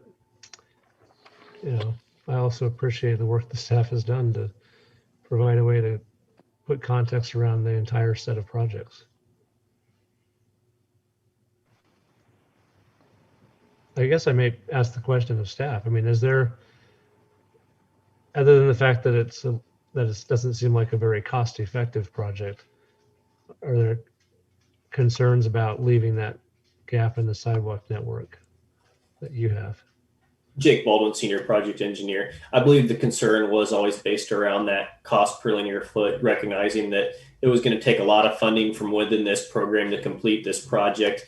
And when we've got similar projects that are very close in priority or similar, maybe, we should be spending it on kind of low hanging fruit. I kind of remember us tossing around that term, looking for the low hanging fruit. But at some point, I think you're right in that the priority of a project like this or the one on 9th Street will eventually, once that low hanging fruit's gone, we're going to, you're going to have to make the decision to, bite the bullet and get those built because the demand is there. Commissioner Bryant, MMTC. Yeah, the 9th Street project's another one. It's one of those, it's undeniable that it's an important place to provide safety for anyone that's not driving a car. And the road seems pretty narrow right there. Up at, 9th going toward Iowa. Nick Kuzmiak, MMTC. So as I'm kind of taking a second glance at this list of pedestrian projects, I'm seeing that there are two projects, P033 and 034, that are a pretty significant stretch of sidewalk on a road that does not have any sidewalk. It's the Castle Drive project and Trail to Tomahawk. So 2024 is when the west side's going in, and then 2026 is when the east side's going in. I wonder, since they're 2 years apart, would the scoring of the east side change once the west side is in? Because now you no longer have a gap. So I don't know, I'd have to go to the actual ranking to see if that's the case. But currently they're ranked right next to each other. So they both have the exact same score. But would that score go down once there is no longer a sidewalk gap from the west side of Castle? Senior Project Engineer Jake Baldwin. Yes, within our scoring matrix, it would lose 1 point of priority, going from a 5 to a 4. Okay. Yeah, I almost wonder if the second part of that project, the east side, could be replaced by something like that sidewalk on Iowa Street, simply because there's a lot more pedestrians in that area, given that it's right in between the two sides of the university and kind of in the middle of town. Whereas, no offense to the neighborhoods up on Castle Drive, but most foot traffic there is going to be jogging and walking dogs. Whereas most foot traffic near the university is people having to get to and from their daily activities, which I would assume means has, a lot more pedestrians in a hurry by a higher speed road. I don't know. I mean, it feels bad to deprioritize other projects, but such is the case of limited resources and infinite desire, right? I don't know. Charlie, do you think it's worth it to try to see if we can find a way to slot in Iowa Street, because the more I go down there, the more I am starting to see like that's a huge gap, because crossing Iowa is not easy anywhere but those signalized intersections. Well, can we get a reminder on what the cost is? I don't think it was Yeah. insignificant. Jake Baldwin, Senior Project Engineer. Our planning level estimate for the Iowa Street project is about $400,000. Okay. And to clarify, this wouldn't add any crossings of Iowa Street. Right. Okay. Right, Commissioner Bryan, MMTC. Basically, it helps to prevent an inappropriate crossing of Iowa where that sidewalk ends. I also heard that night kind of the suggestion that there might be some other ways of properly messaging about the end of that sidewalk. I don't know if that was ever done, but, and I don't know if such messaging even exists, like if that's a standard kind of thing you could do. Kind of like a dead end sign. Jake Baldwin, Senior Project Engineer. We can definitely consult the MUTCD to see if there's any options that are warranted within those guidelines. I mean, really, it's the only safe place to cross is Harvard, right? So that's, you're traveling several blocks before you discover, oh, I should have crossed the street. That's the concern. And if you're not familiar with this community, if you're, you know, a new student at KU, maybe living in the neighborhood up there, who knows? Nick Kuzmiak, MMTC, and I'm not entirely sure that students are always looking, you know, both ways, being really prudent with their crossing. Having been a student once myself, it was a lot easier to think you're invincible back in the day. So I almost wonder if the high speed, the lack of visibility with that crest of the hill are all kind of a perfect storm for potential incidents. That being said, I did just check out the ArcGIS map just to see there aren't any recorded pedestrian collisions there, so maybe it's not a problem. But I do remember Jessica saying a while back that the pedestrian crash data is spotty at best. The car crash data is significantly more clear, and there are a lot of dots shown on the map at that spot, but that's not really what we're worried about. So I don't know, kind of a tricky situation. Commissioner Bryan, MMTC, are there other arterials that have gaps in sidewalks on both sides, or is this it? Jake Baldwin, Senior Project Engineer. Off the top of my head, the Castle projects and these are about the only ones I can think of, but I would have to consult the list. Commissioner Bryan, MMTC, that sounds right. And the Castle project, well, that's also an arterial. The traffic volume, I can't imagine it gets close to Iowa Street, at least at this point.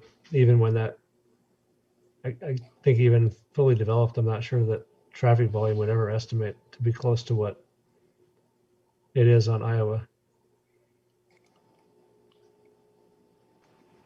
Nick Kuzmiak, MMTC. I think these are the kind of good discussions that we need to have going forward.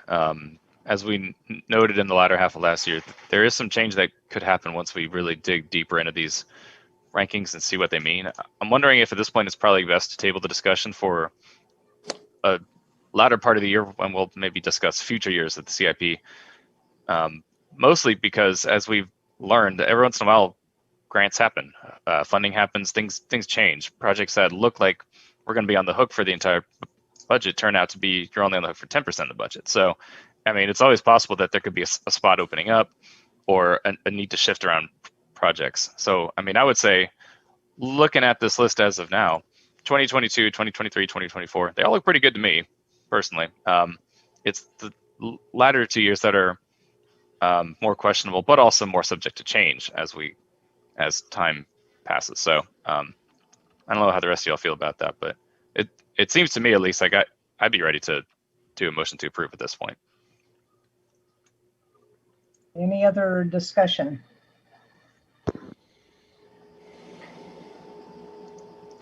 Could I, Commissioner Bryan, MMTC, I guess I would be curious, as complex as the algorithm has become for this, is there something that we could do that would make the Iowa Street project, I guess I'm wondering what could be done differently to kind of acknowledge that this feels like we're missing something? Or is it just a matter of like us remembering? Because I'm a little worried that, you know, if we're recognizing this now in another year or 2 years, depending on who's here. I mean, honestly, Nick, I was surprised you brought it up because I felt like I was just a lone wolf out there. And I know sometimes I'll walk out there on that ledge. But I just thought, well, there's just not interest in this. So I thought, you know, it's kind of like I think about some discussions that we're going to have one day about Wakarusa, a road that needs some serious work further south you get. You know, if you're not familiar with that part of town, you're probably not understanding just how bad it is. So I thought, well, I guess people aren't looking at Iowa right there. Commissioner Collette, this is the first year for the use of the prioritization scale. Is that correct? No, we've used this a few times and it gets tweaked a little bit. So that's kind of where I'm asking the question: is there something else we need to think about? I guess one of the things that comes to mind is we're kind of narrowing this down to a single number, and that's then trumping all other considerations. And I wonder if there's a different way to do the analysis that provides us some other context. Commissioner Collette, when I looked at that list, there were an awful lot of 16s. You know, it's like a huge chunk of same score. You know, now that wasn't including adding EJ or transportation disadvantage into that score, but a big chunk of them right in the middle that you know, is hard to distinguish you know, one project from the other based on that ranking. Jake Baldwin, Senior Project Engineer. I was just going to add, Commissioner Bryan, that, you know, our policy ranks and scores the projects, and we use that as a guide to choose projects to be funded. So if the commission directed us to fund a project that scored differently than a project that was selected, that's definitely a possibility. And I think that if you're considering adding a different metric for scoring to the prioritization policy, that might be a part of the broader discussion of Jessica's work with the regional pedestrian plan update. This is Dave Cronin, city engineer. I would just chime in that this Scoring does show Castleton, Iowa higher than projects that we've put in the selected in the 5-year CIP. We had Iowa in there a couple years ago, 2 or 3 years ago, maybe in the first year as a project in one of the outer years, but the cost was high and we started looking at it. And I think through conversations with the MMTC back then, decided to pull it out. And it was, we had a similar discussion with 9th Street from Avalon to Hilltop there, going up the hill on the east side of 9th Street. And we pulled that one out. Both of those rank higher with the scoring. So I don't know if it's a matter of changing the scoring or it's a matter of just prioritization. So if the majority of the Transportation Commission thinks that's would be more important to do a higher cost project and maybe not, you know, instead of 3 or 4 lower cost projects, that's something we would want to get your input on for sure.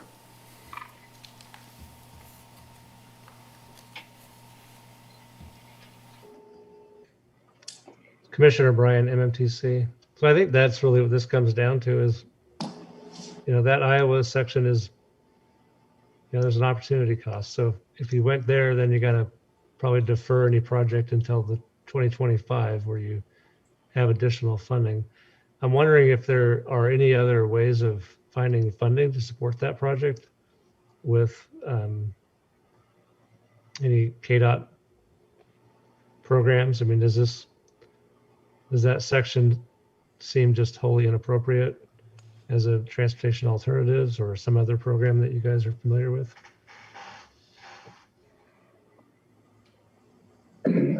Dave Cronin, city engineer. I don't know if it would fit transportation alternatives because that's more geared to bike facilities.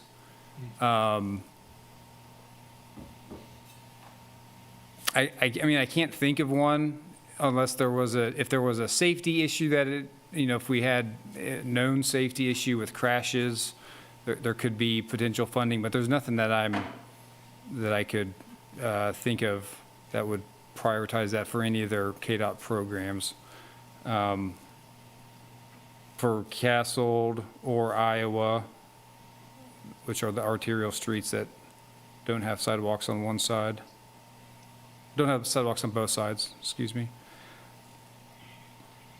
We're always looking for opportunities through any funds, though. I mean, there's all kinds of different grants that we look at all the time and just try to fit into projects. So if something ever comes along for gap on highway network or arterial streets, I mean, it's, we're aware that it's a high scoring project and a need, and it's just trying to, it's just a matter of dollars too. So if the MMTC would like to see that in the 5-year plan, I think Jake mentioned it was around $400,000. We would need to pull $400,000 worth of projects out of the plan.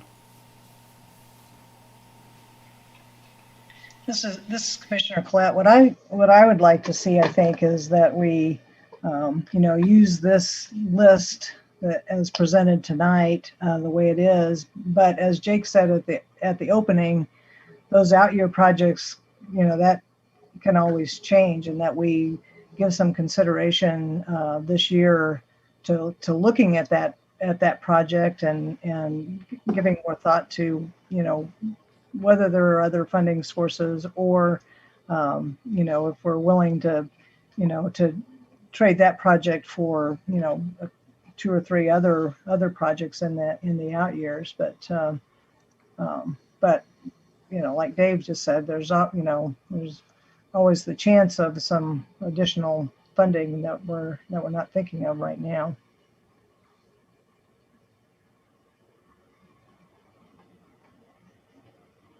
Any other thoughts?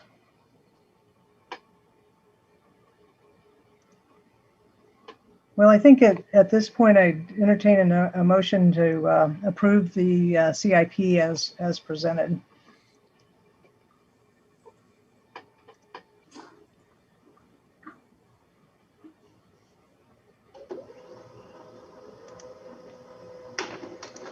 Nick Kuzmiak, MMTC. I will motion that we approve the 2022 to 2026 Bike and Ped CIP for approval as submitted. Is there a second? This is Lauren Freeman. I'll second. Thank you. Kuzmiak, motion, Freeman seconded. We need a call on the vote, Allie? Yes, Allie Weems, MSO. Charlie Bryan. Yes. Gregory Critchlow. Yes. Steve Evans. Yes. Carol Bowen.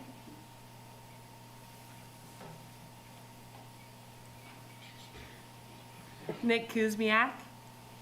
Yes. Tom Allen. Yes. Lauren Freeman. Yes. And Pat Collette. Yes. All right, motion passes 8-0. Thank you.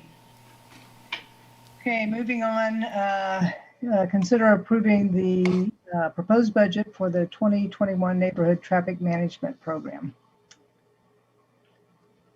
And there are some materials that were attached to our agenda as far as background on the project and the draft call for projects. This is Dustin Smith, Senior Project Engineer with the Municipal Services and Operations. And yeah, so the attachments are for the second action regarding the pilot study draft. There is no attachment for the first action, and that's to approve the 2021 budget for the Neighborhood Traffic Management Program. So that number is $275,000, which was in the 2021 MSO budget. And I'd like to give a quick progress update on items from the previous year's work plan, because we have made a lot of progress in the last few months here with kind of our rollout of the new combined comprehensive program. So we did reduce the speed limit to 25 miles per hour on all local streets and installed over 1,000 new speed limit signs. Got most of those signs installed in January. We have completed our public outreach and education campaign to encourage safer driver behaviors. We had kind of a soft close on the campaign last Monday, and so now the post-campaign survey is open, and so I'd like to plug that for everyone online tonight to go take the survey, let us know how we did, what we could have done better. We also last year purchased traffic speed and volume data collection equipment, and we've collected data on several streets in town, including before and after data for the speed limit sign installs on 16 locations across town, and then before and after data on some of our enforcement efforts at those same locations. And I apologize, I don't have the data available yet. And then we use that data collection and other reports from residents to inform the locations for our targeted enforcement efforts. And I have some numbers on the enforcement so far. We've done approximately 160 hours of enforcement, resulting in approximately 300 contacts. And during those contacts, we distributed 289 informational brochures that have information about the speed limit reduction and the neighborhood traffic management program in general. And then there have been 238 warnings issued and 38 citations that issued for speeding. And a reminder that these first few weeks of enforcement were focused on education, but with the officer discretion to issue citations. We also purchased the temporary traffic calming devices that we're going to use during the pilot study, and then evaluate the effectiveness of those temporary devices to determine what, if any, permanent traffic calming installations would be part of the neighborhood traffic management program next year. And then finally, we developed the draft of the pilot neighborhood study that includes the program overview, the application form that the neighborhoods will fill out, and then the schedule to keep the pilot study so we can get it completed before we anticipate snow in the fall, when we have to have the temporary installations removed. So the actual line items in the budget include, the first item is the pilot neighborhood study consultant. So this is continuing with our consultant that has developed these draft documents. They would be involved with the selection of the neighborhood and then the data collection and design of the temporary installations and the evaluation of the temporary installations to recommend the permanent installations for next year. The fall public campaign consultant is, again, keeping our current consultant going through the fall to have a relaunch in August, when we anticipate that KU and Haskell students will be back in person, and so we can more effectively reach them. The enforcement is the enforcement that has been planned all along, and we're finally, after getting the speed limit signs installed, we're finally able to do the enforcement, and so that's the funds that we've been using for the enforcement that we've already done, and will continue through the rest of this year. Printing for, instead of having that in the consultant budget for the fall relaunch of the campaign, we'll cover that directly from the program budget.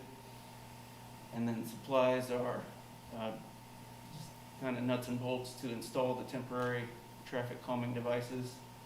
And then the big item is rolling over half the funds to 2022 to allow some flexibility for those permanent installations, since we don't know the cost of that yet, since we don't even know which neighborhood we're going to do the pilot study in yet. So I think I covered all my highlights there. I'll open it up to any questions for this first action.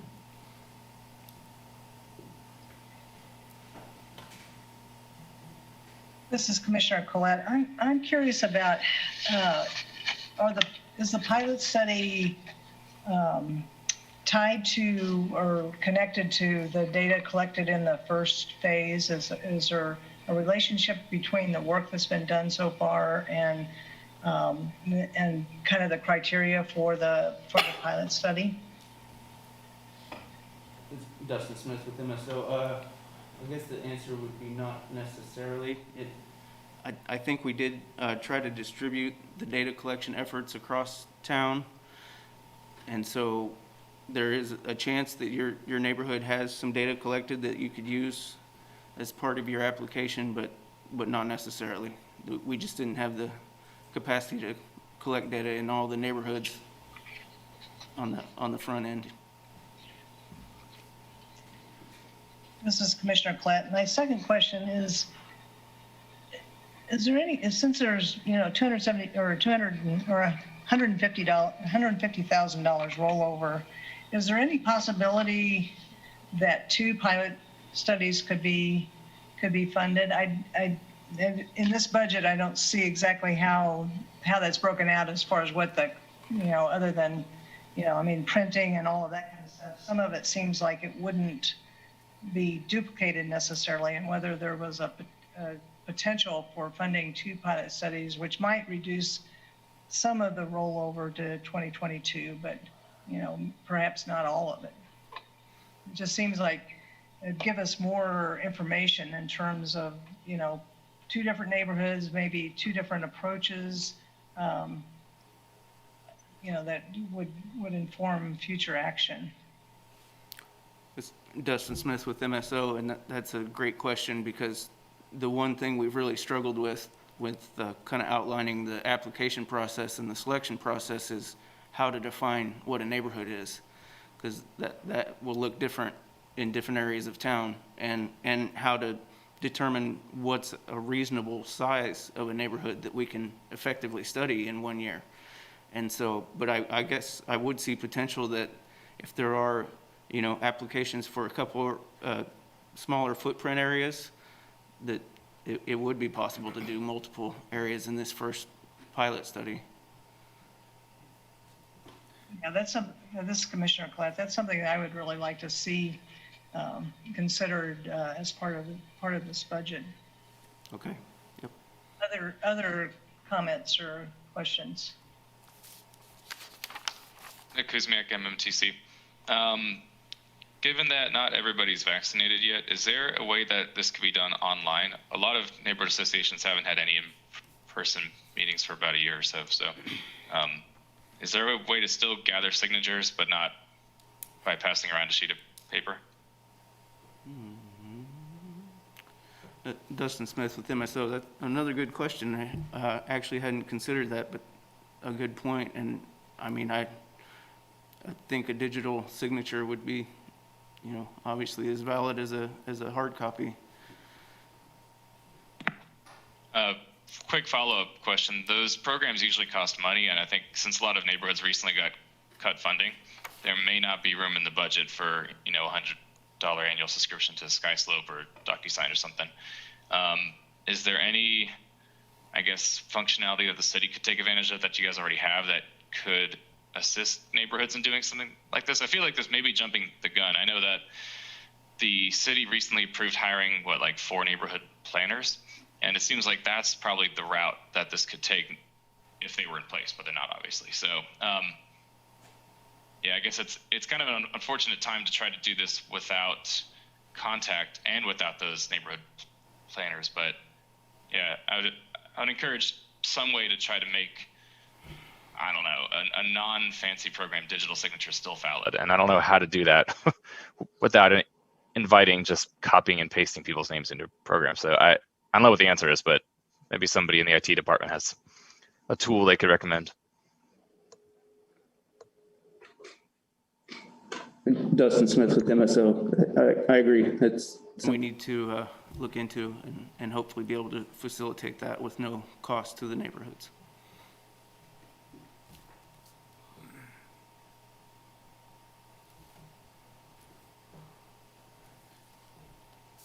Well, this is, I would jump in, Dave Cronin, city engineer. We're also trying to, with this pilot program, kind of hit some deadlines and schedules, and to get the applications here, as we're tentatively planning on June the 1st, would help us then go through a process to evaluate the applications and select a neighborhood so that we could get the data this fall when students return and hopefully traffic gets a little back, more back to normal. That then we could get that data this fall and then use that for installing temporary traffic calming devices, getting before and after data before the end of the year, before it gets to, end of November and traffic volumes start decreasing. So some of this with the this pilot program and the schedule that we have is kind of contingent on keeping things moving forward. And I know that it's challenging time to get notification and get signatures, and but we're, we wanted to do a pilot and focus on one neighborhood to see how it worked and to see what the cost is too. So if we're, I guess back to the question from Commissioner Collette on multiple neighborhoods, if we commit to doing that and getting the data, I don't know if we have, if we take two larger neighborhoods, if we have enough temporary equipment to put it all out at once and then get all of the data for two neighborhoods, and then the before and after data on, and then realistically be able to fund a construction project next year for two neighborhoods. So there's a lot of unknowns if we do that. So I just wanted to point that out. So I right now I would say that's why we're going to call it a pilot, because it's probably not a perfect system or application yet. But I know there's a lot of neighborhoods that need, that would meet the need. It's going to be hard to select one, or if we choose to select two, it's going to be very difficult to do that. But again, we want to try to focus on keeping it as a pilot so that we can then adapt as we go along to change the process or the timing or the way we collect data or anything that we do around this. So I would just wanted to point that out as well on the schedule.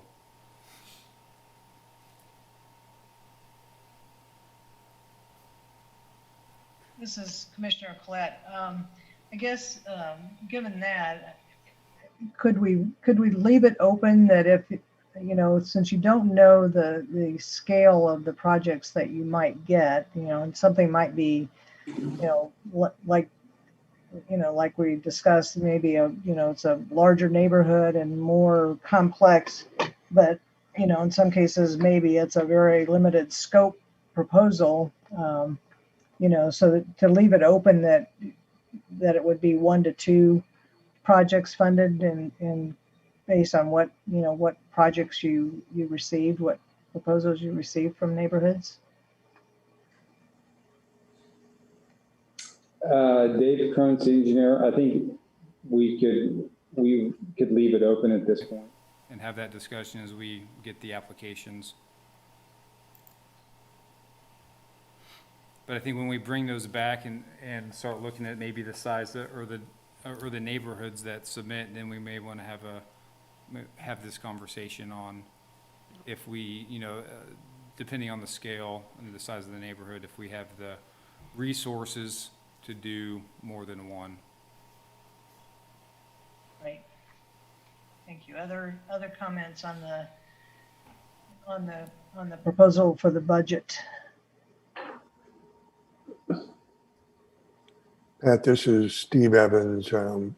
it sounds like we may be ready for a motion, and I'm prepared to do that. But before I do that, I'd like to remind everybody how far we've come in the last 4 or 5 years.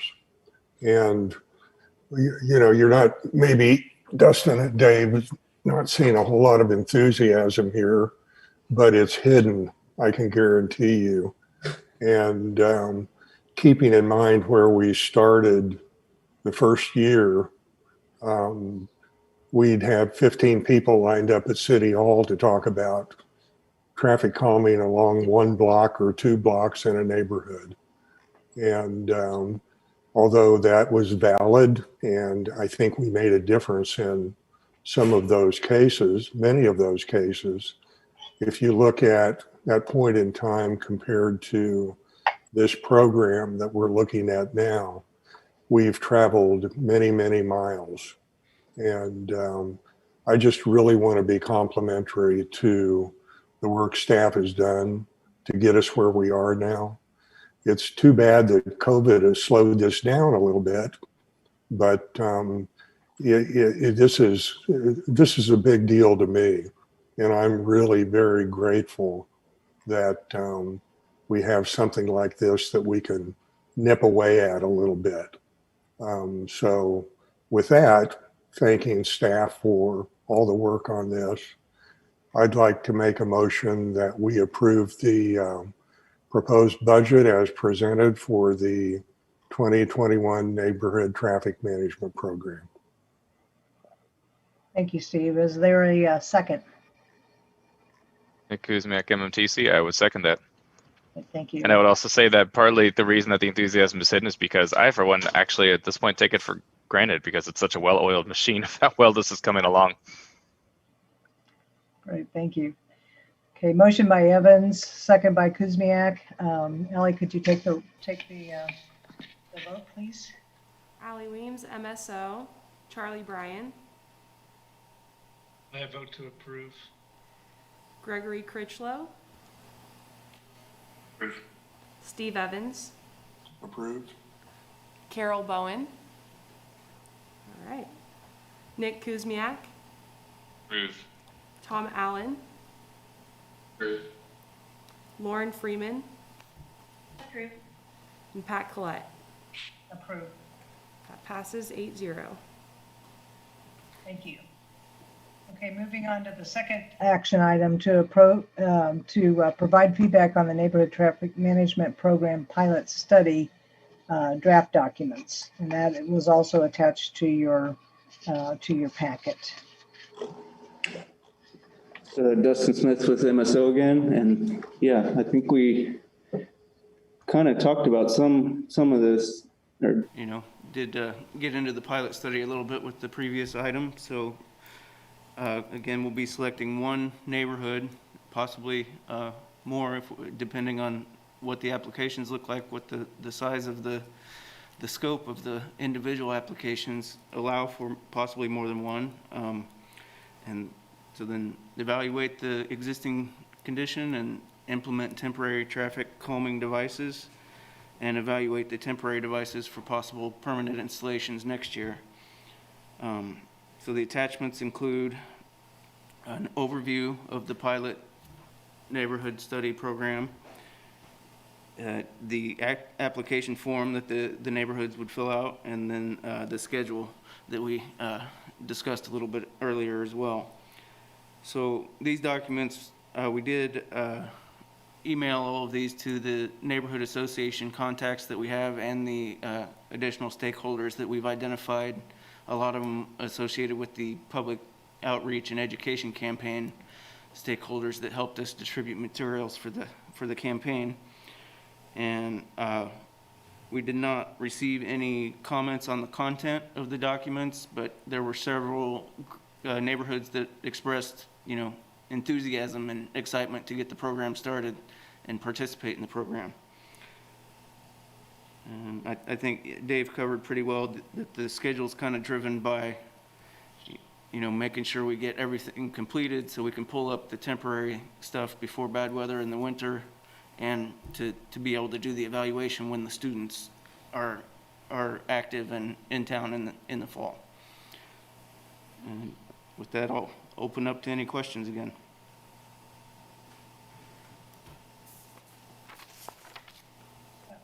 This is Commissioner Klett. Dustin, could you talk a little bit about dissemination of the application, how you plan to do that? You mentioned that you'd sent it out to the neighborhood associations already for comment on the application.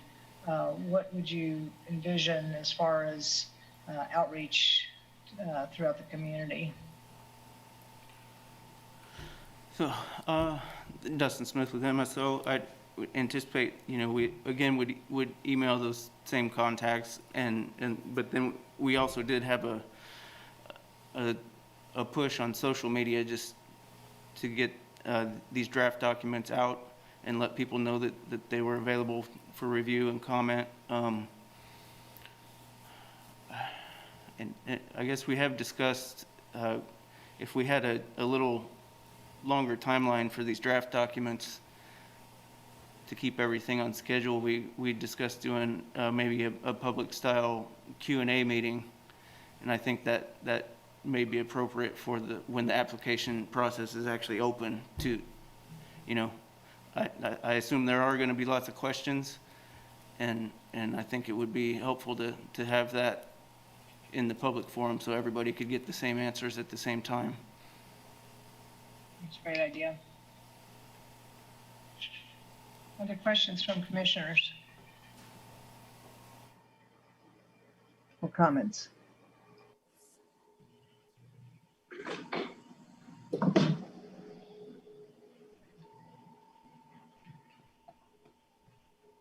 Yeah, I didn't, in looking through the application, I didn't see anything that, everything looked fairly straightforward to me. And so, but I do think that idea of a public forum to answer questions, would be helpful to some neighborhoods to be able to get those details answered and avoid having to answer the questions over and over again too. So.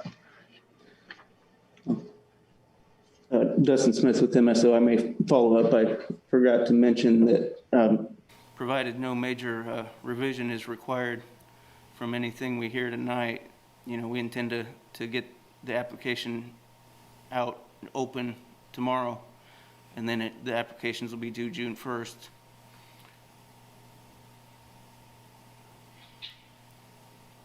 Okay, any recommendations from commissioners for modifications?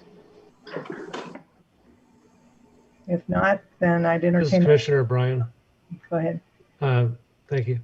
I just think it would be important to post information about this to the Nextdoor website.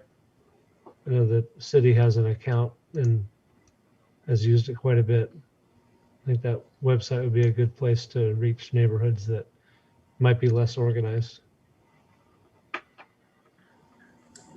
Dustin Smith with MSO. That's definitely On the list. I've heard that's maybe the most active social media interaction with the city. I noticed that there were a lot of comments coming back in terms of the outreach for information about the public information campaign. So those were coming in kind of fast and furious today when I looked at it. So it seems to be a forum that people are looking at.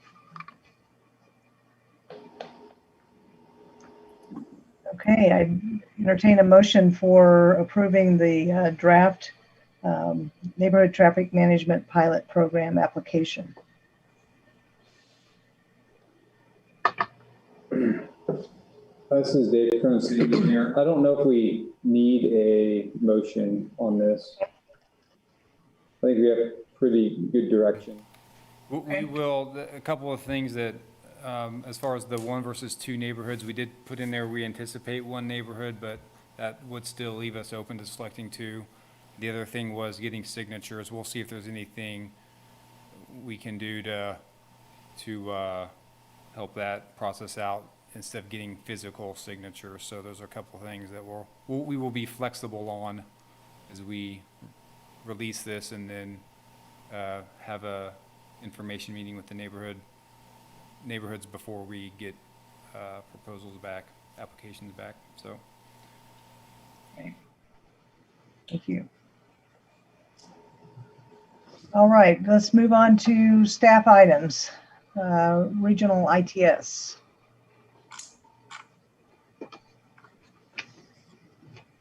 So this is Jessica Morton, your Transportation Planning Manager. We wanted to just provide an update to you about the MPO has been working on our update to the Lawrence Douglas County Regional ITS architecture, and that's the technology behind much of the transportation systems that you all talk about regularly. This is a high-level regional plan.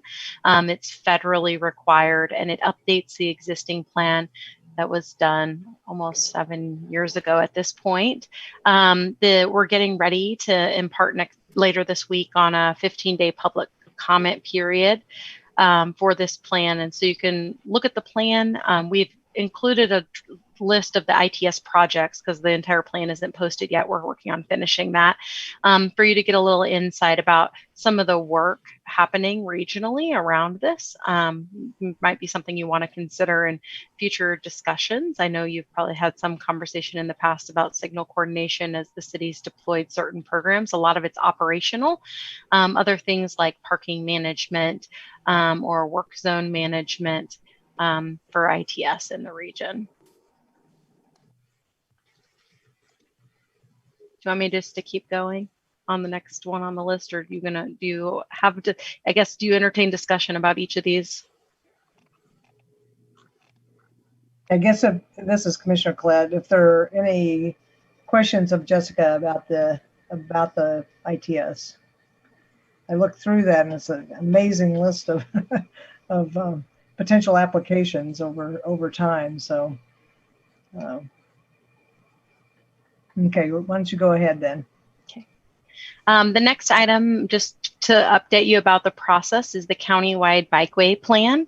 The Lawrence Bike Plan was adopted separately in August of 2019. So this is the portion of all of the other cities and the unincorporated parts of the county for the regional planning efforts.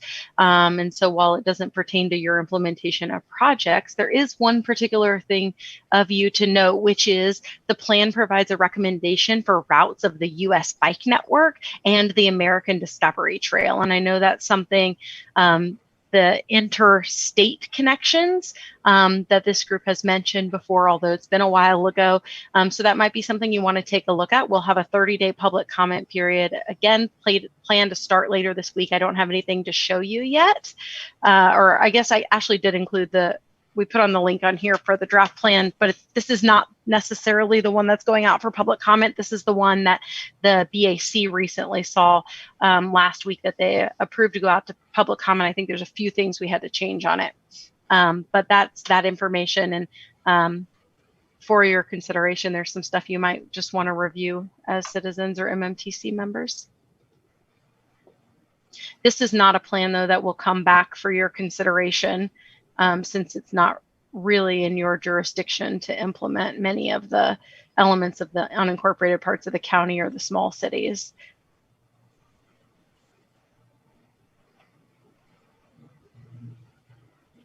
Any questions of Jessica on this plan?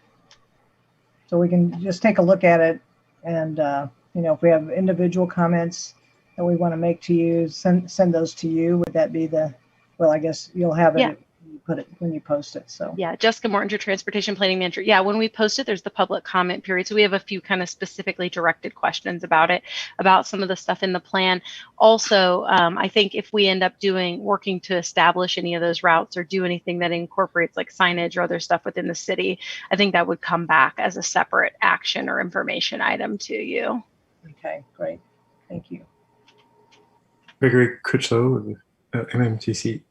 Jessica, is that plan mostly a regional opportunity for connectivity? It's not really it's focused in between county or jurisdictions as opposed to in one particular jurisdiction, correct?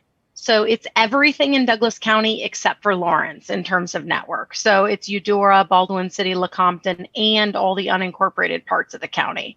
So there is alignment on the network in connectivity to the Lawrence Bikes Plan where it does connect within city limits, and it does show in one part how that network kind of ties together, but it's not overriding the Lawrence Bikes Plan. The Lawrence Bikes Plan is specific to Lawrence. So this does have some elements where you're talking about like connections and alignments, but it is all the stuff that's outside of city limits of Lawrence. Okay, thank you. Mm-hmm.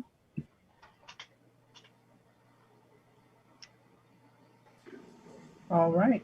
How about T2040? I assume this is you too, Jessica?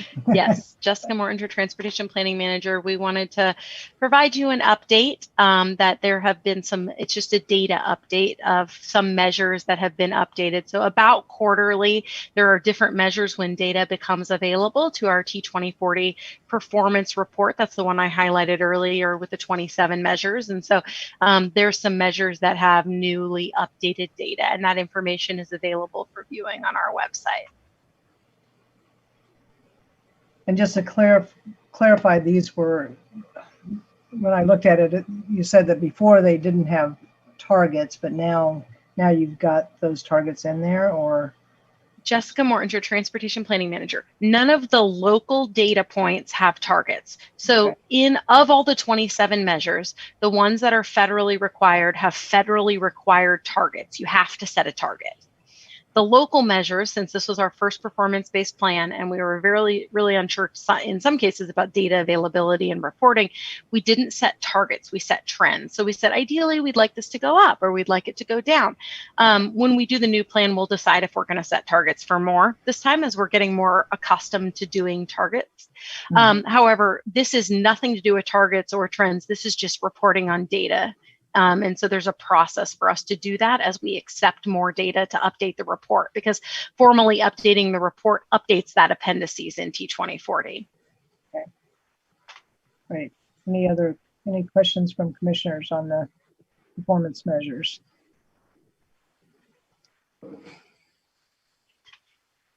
Okay, thank you. South Lawrence Traffic Way update. This one's mine, Dave Cronin, City Engineer. So KDOT and the Federal Highway Administration has recently released the draft supplemental environmental impact statement for the K10 South Lawrence Traffic Way West Leg improvements. It's been about a 3-year process to update the EIS for K10. They're primarily looking at the impacts of a tolled alternative to adding lanes to K10 there from Iowa to I-70, and they were also evaluating the impacts of where the access would be for Farmers Turnpike, whether it would be at the existing location or maybe further to the west. So the recommendation from that study is not tolling the improvements for K10 in that corridor, and to have a system-to-system interchange with access to Farmers Turnpike in pretty much the location where it's at today, in that location there. So did want to note that this is out for public review and comment for anyone that is interested in the study. It does not speak to when the improvements may be funded, but it is important that this gets completed and documented before the project proceeds to final design and construction. So with any of the improvements on K10, as they do interact with city streets with interchanges, we will have discussions with KDOT to incorporate multimodal facilities into interchanges in city streets that are constructed with that project. So with that, I would stand for any questions on that. The link in the agenda item does not link to the webpage, but if you copy and paste that hyperlink, you will get to the the webpage for that study and that document. So I would stand for any questions, and if not, I've got one other staff item before commission items. So, This is Commissioner Clett. I just have a quick question. I didn't have a chance to take a look at that, but none of this impacts the alignment of the South Florence, of the loop, basically, the bikeway along SLT. Is that correct? Dave Cronin, city engineer. This project will impact portions of the loop, the Clinton, in the area of Clinton Parkway interchange there where we have that, where the curve, they will be changing the geometrics of that. So the, some of the Lawrence Loop sections out there will be moved along or realigned to Clinton Parkway through that area. So there are portions that will be reconstructed, as well as, with the 27th and K10 interchange project where we have that at-grade crossing, that will slightly be moved. But generally speaking, the loop will, they will put back sections of the loop with the project. So. Okay, thank you. And yeah, when we have more detailed plans, we'll share those if there's anything that we need to get feedback on. One final item. Tonight is Allie's last meeting here with us. She's moving on to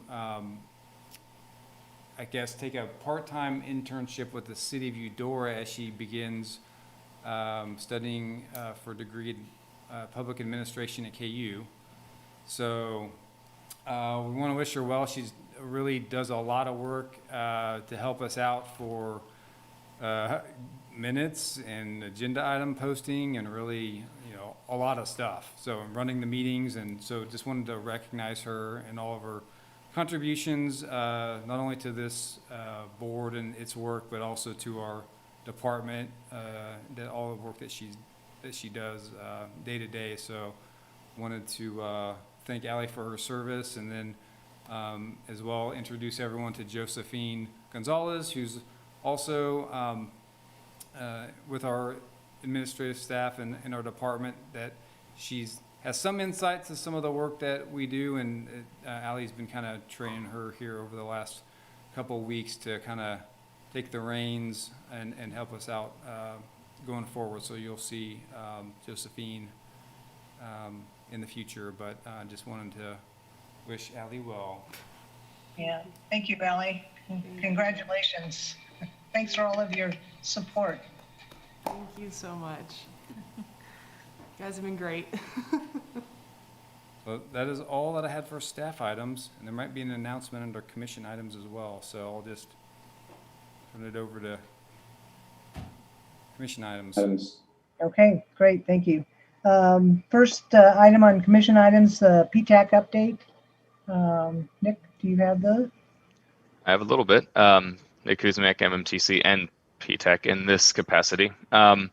So the Transit Hub is continuing to chug along. I think at this point we have had I think they're calling it the Multimodal Transfer Facility Immersion Process, which has basically been kind of a concerted effort to get public input and feedback on the kind of features that are going to be going into the transit center. So more on that as it progresses, I suppose. An interesting item that has been kind of plopped before us on PTAC that I think is not necessarily reflected in our agenda, at least for last month, is that there's a new business on Vermont Street between 7th and 8th, which, as you know, is the current transfer center for all the buses of the city. It was a previously abandoned building. It's now a gym, and there's been concern from the owners and managers that the buses cause a safety concern by being in front of the building. So on PTAC, the commissioners, we have fairly mixed feelings over the whole thing. We understand the concern from the business, but also are not entirely sure how how to avoid setting a precedent for other potentially similar requests from businesses in the future. So we're going to be talking about that at next month's meeting and see if we can come to some kind of compromise, or at least be able to, I guess, better standardize our approach to requests like these. So we'll see how that goes. It should be interesting. That's kind of been ongoing for a year, and we finally got to the point where it's a true agenda item now. That's all I have from PTAC. Great, thank you, Nick. This is Commissioner Platt. I sat in on one of the study sessions or public meetings that was targeted to the advisory committees and city and university advisory groups. Unfortunately, they had a lot of technical difficulties, and so we spent quite a bit of time just kind of dealing with those and audio and all of that. But there was quite a bit of discussion in that, particularly at the 15th Street site, in terms of access, bike pedestrian access, security, some of those kinds of issues. So, and I expect there will be more opportunities for discussion as they move forward.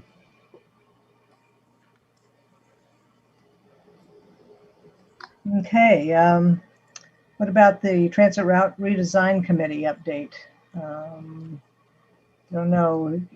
Charlie and Carol, since Carol's having problems with her audio today, Charlie, maybe you can provide the update.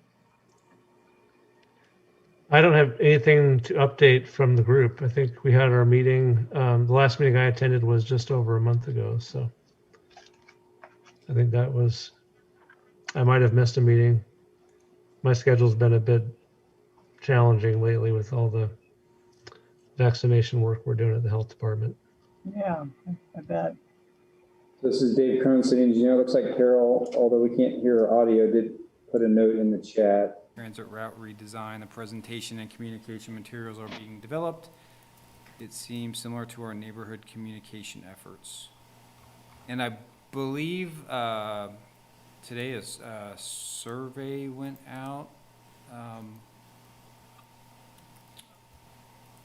Yeah, Jessica Morton, your transportation planning manager. A survey went out from Transit, the first of many as part of this process. So they kicked it off with the hopes to engage KU students before they leave, recognizing though that the survey is planned to be open for a few months. So there will be more engagement around that to make sure that they have appropriate response from a representative number of people that are riders and non-riders of different routes. Thanks, Jessica. One more listens. Great, thank you. Other commission items?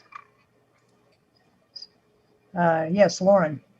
Yeah, this is Lauren Freeman. I also have an announcement. So this will also be my last meeting, unfortunately. I'm actually in the same program as Allie, but a year ahead. And the second year we look for full-time work experience. And I hoped to stay in the area, but I actually accepted a job offer in Wisconsin. So I'll be moving out there in June. So I'm sad to say goodbye to you all. I've really enjoyed and learned a lot serving on the commission, and I'm sad to leave soon, but really appreciate the opportunity to work with all of you. Yeah, thanks for your contributions, Lauren, and congratulations on your placement. It's a great program. Thank you. Okay, other commission items. Steve, I wondered if you and Dave maybe might want to just provide a little information about the Riverfront project and the study session that we're looking at. Dave, would you like to be my guest? Go ahead. Sure. So yeah, I guess moving forward to I guess we can move forward and just talk about that under calendar. There's a group of citizens that have gotten together and to create a presentation that they presented to some city staff, but about improvements to connectivity of of bike ped facilities around downtown, into Riverfront Park, into North Lawrence. And I think I had it written down as the Riverfront and Center presentation. And so I know Steve's a member of that group as a citizen, and we thought that it was something that they presented to city staff, and kind of thought when we were looking at our goals and objectives under the goal of make transportation a part of the unique identity for Lawrence, that this, what they have kind of came up with conceptually is something that would certainly meet that goal. So it might be something that's very, very early conceptual idea that may help get traction to not only moving forward to finding a good connection of the Lawrence Loop, but also how it connects to downtown and in North Lawrence. So we are tentatively planning on having that on the June agenda, most likely for the study session. And hopefully that's enough information. Steve, did I pretty much kind of summarize that? Is there anything else that you'd like to mention on that? Oh, just, yeah, briefly, I'd like to say that we really want to have fun with this. This is something that a lot of advisory boards, and this one don't get to do much, which is dream. Mm-hmm. And this is, it's that. It's looking ahead, it's big picture, it's hopefully presenting a vision of Lawrence that looks way down the road, maybe way down the road and maybe not. But the idea is to basically put decisions like where the Lawrence Loop goes into the context of the culture in Lawrence and cultural amenities, not only downtown, but the many things that are going on in that area around City Hall, such as the Robinson Park evolution and the Red Rock evolution with the Kansas tribe, and also the Hanging Memorial, and just all kinds of things that are coming together down there that we wanted to look at in the context of the Lawrence Loop and bike and ped things. So come with an open mind, come with an open mind, and hopefully we'll have a lot of fun with this. It's a really exciting presentation. Thanks, Steve. There's one thing that I would like to bring up. I've been kind of tagging on to the suggestion made in public comment about the bike theft issue, and then also the Idaho stop, or the bicycle safety stop, and some reading that I've been doing about the big spike in thefts in 2020 all across the nation, and how cities are dealing with that. And I would like us to, at the next meeting, just to discuss the possibility of, looking at adding a study session, and it also kind of ties in with, with connectivity with other groups in the community. My thought was something along the lines of maybe BAC and maybe a representative from the Lawrence Bike Club, possibly city attorney, in terms of looking at, what the ability is to make changes, and LPD, and possibly KU PD, but as a study session on bike safety and security, and and look at both of those issues in terms of the safety stop and bike theft, and whether there are actions that that could be taken in the city to address those issues around biking. So anyway, I'd like to, I just wanted to throw that out there now for you to be thinking about, and I'd like to, put it on the agenda for next month, and any additional thoughts that any of you would have about, proceeding with a study session in that area and kind of what the scope would be and who all might be involved.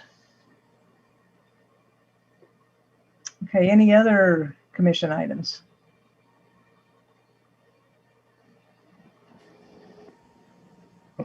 Okay, I don't see any, so move on to the calendar and goals.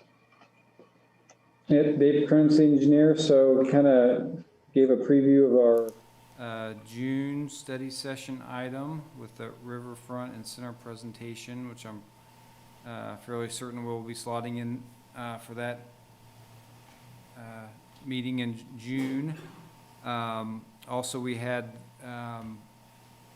recommendation to approve the school area traffic control policy as an agenda item, and that's going to also include some of the data and discussion regarding the adult crossing guards that we've talked about back in March, I believe.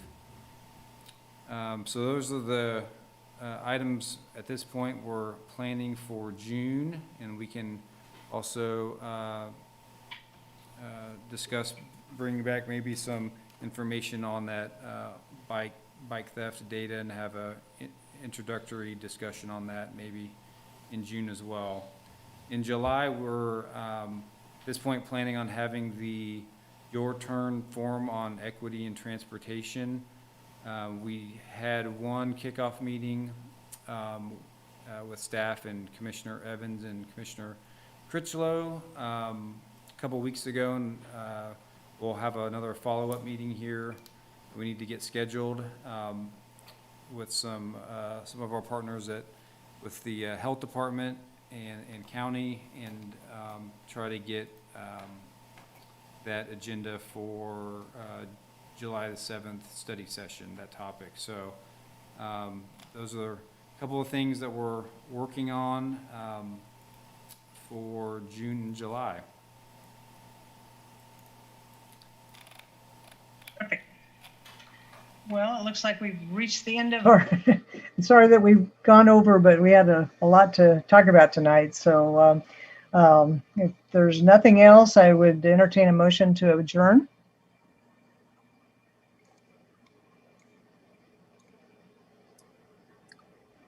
This is Commissioner Evans. I'd like to make a motion that the meeting be adjourned. Okay, a second. I'd like to second. Gregory Critchlow. Thank you. All in favor? We can raise our hands. Looks like unanimous. Thank you. Thanks, everyone. We'll see you next month.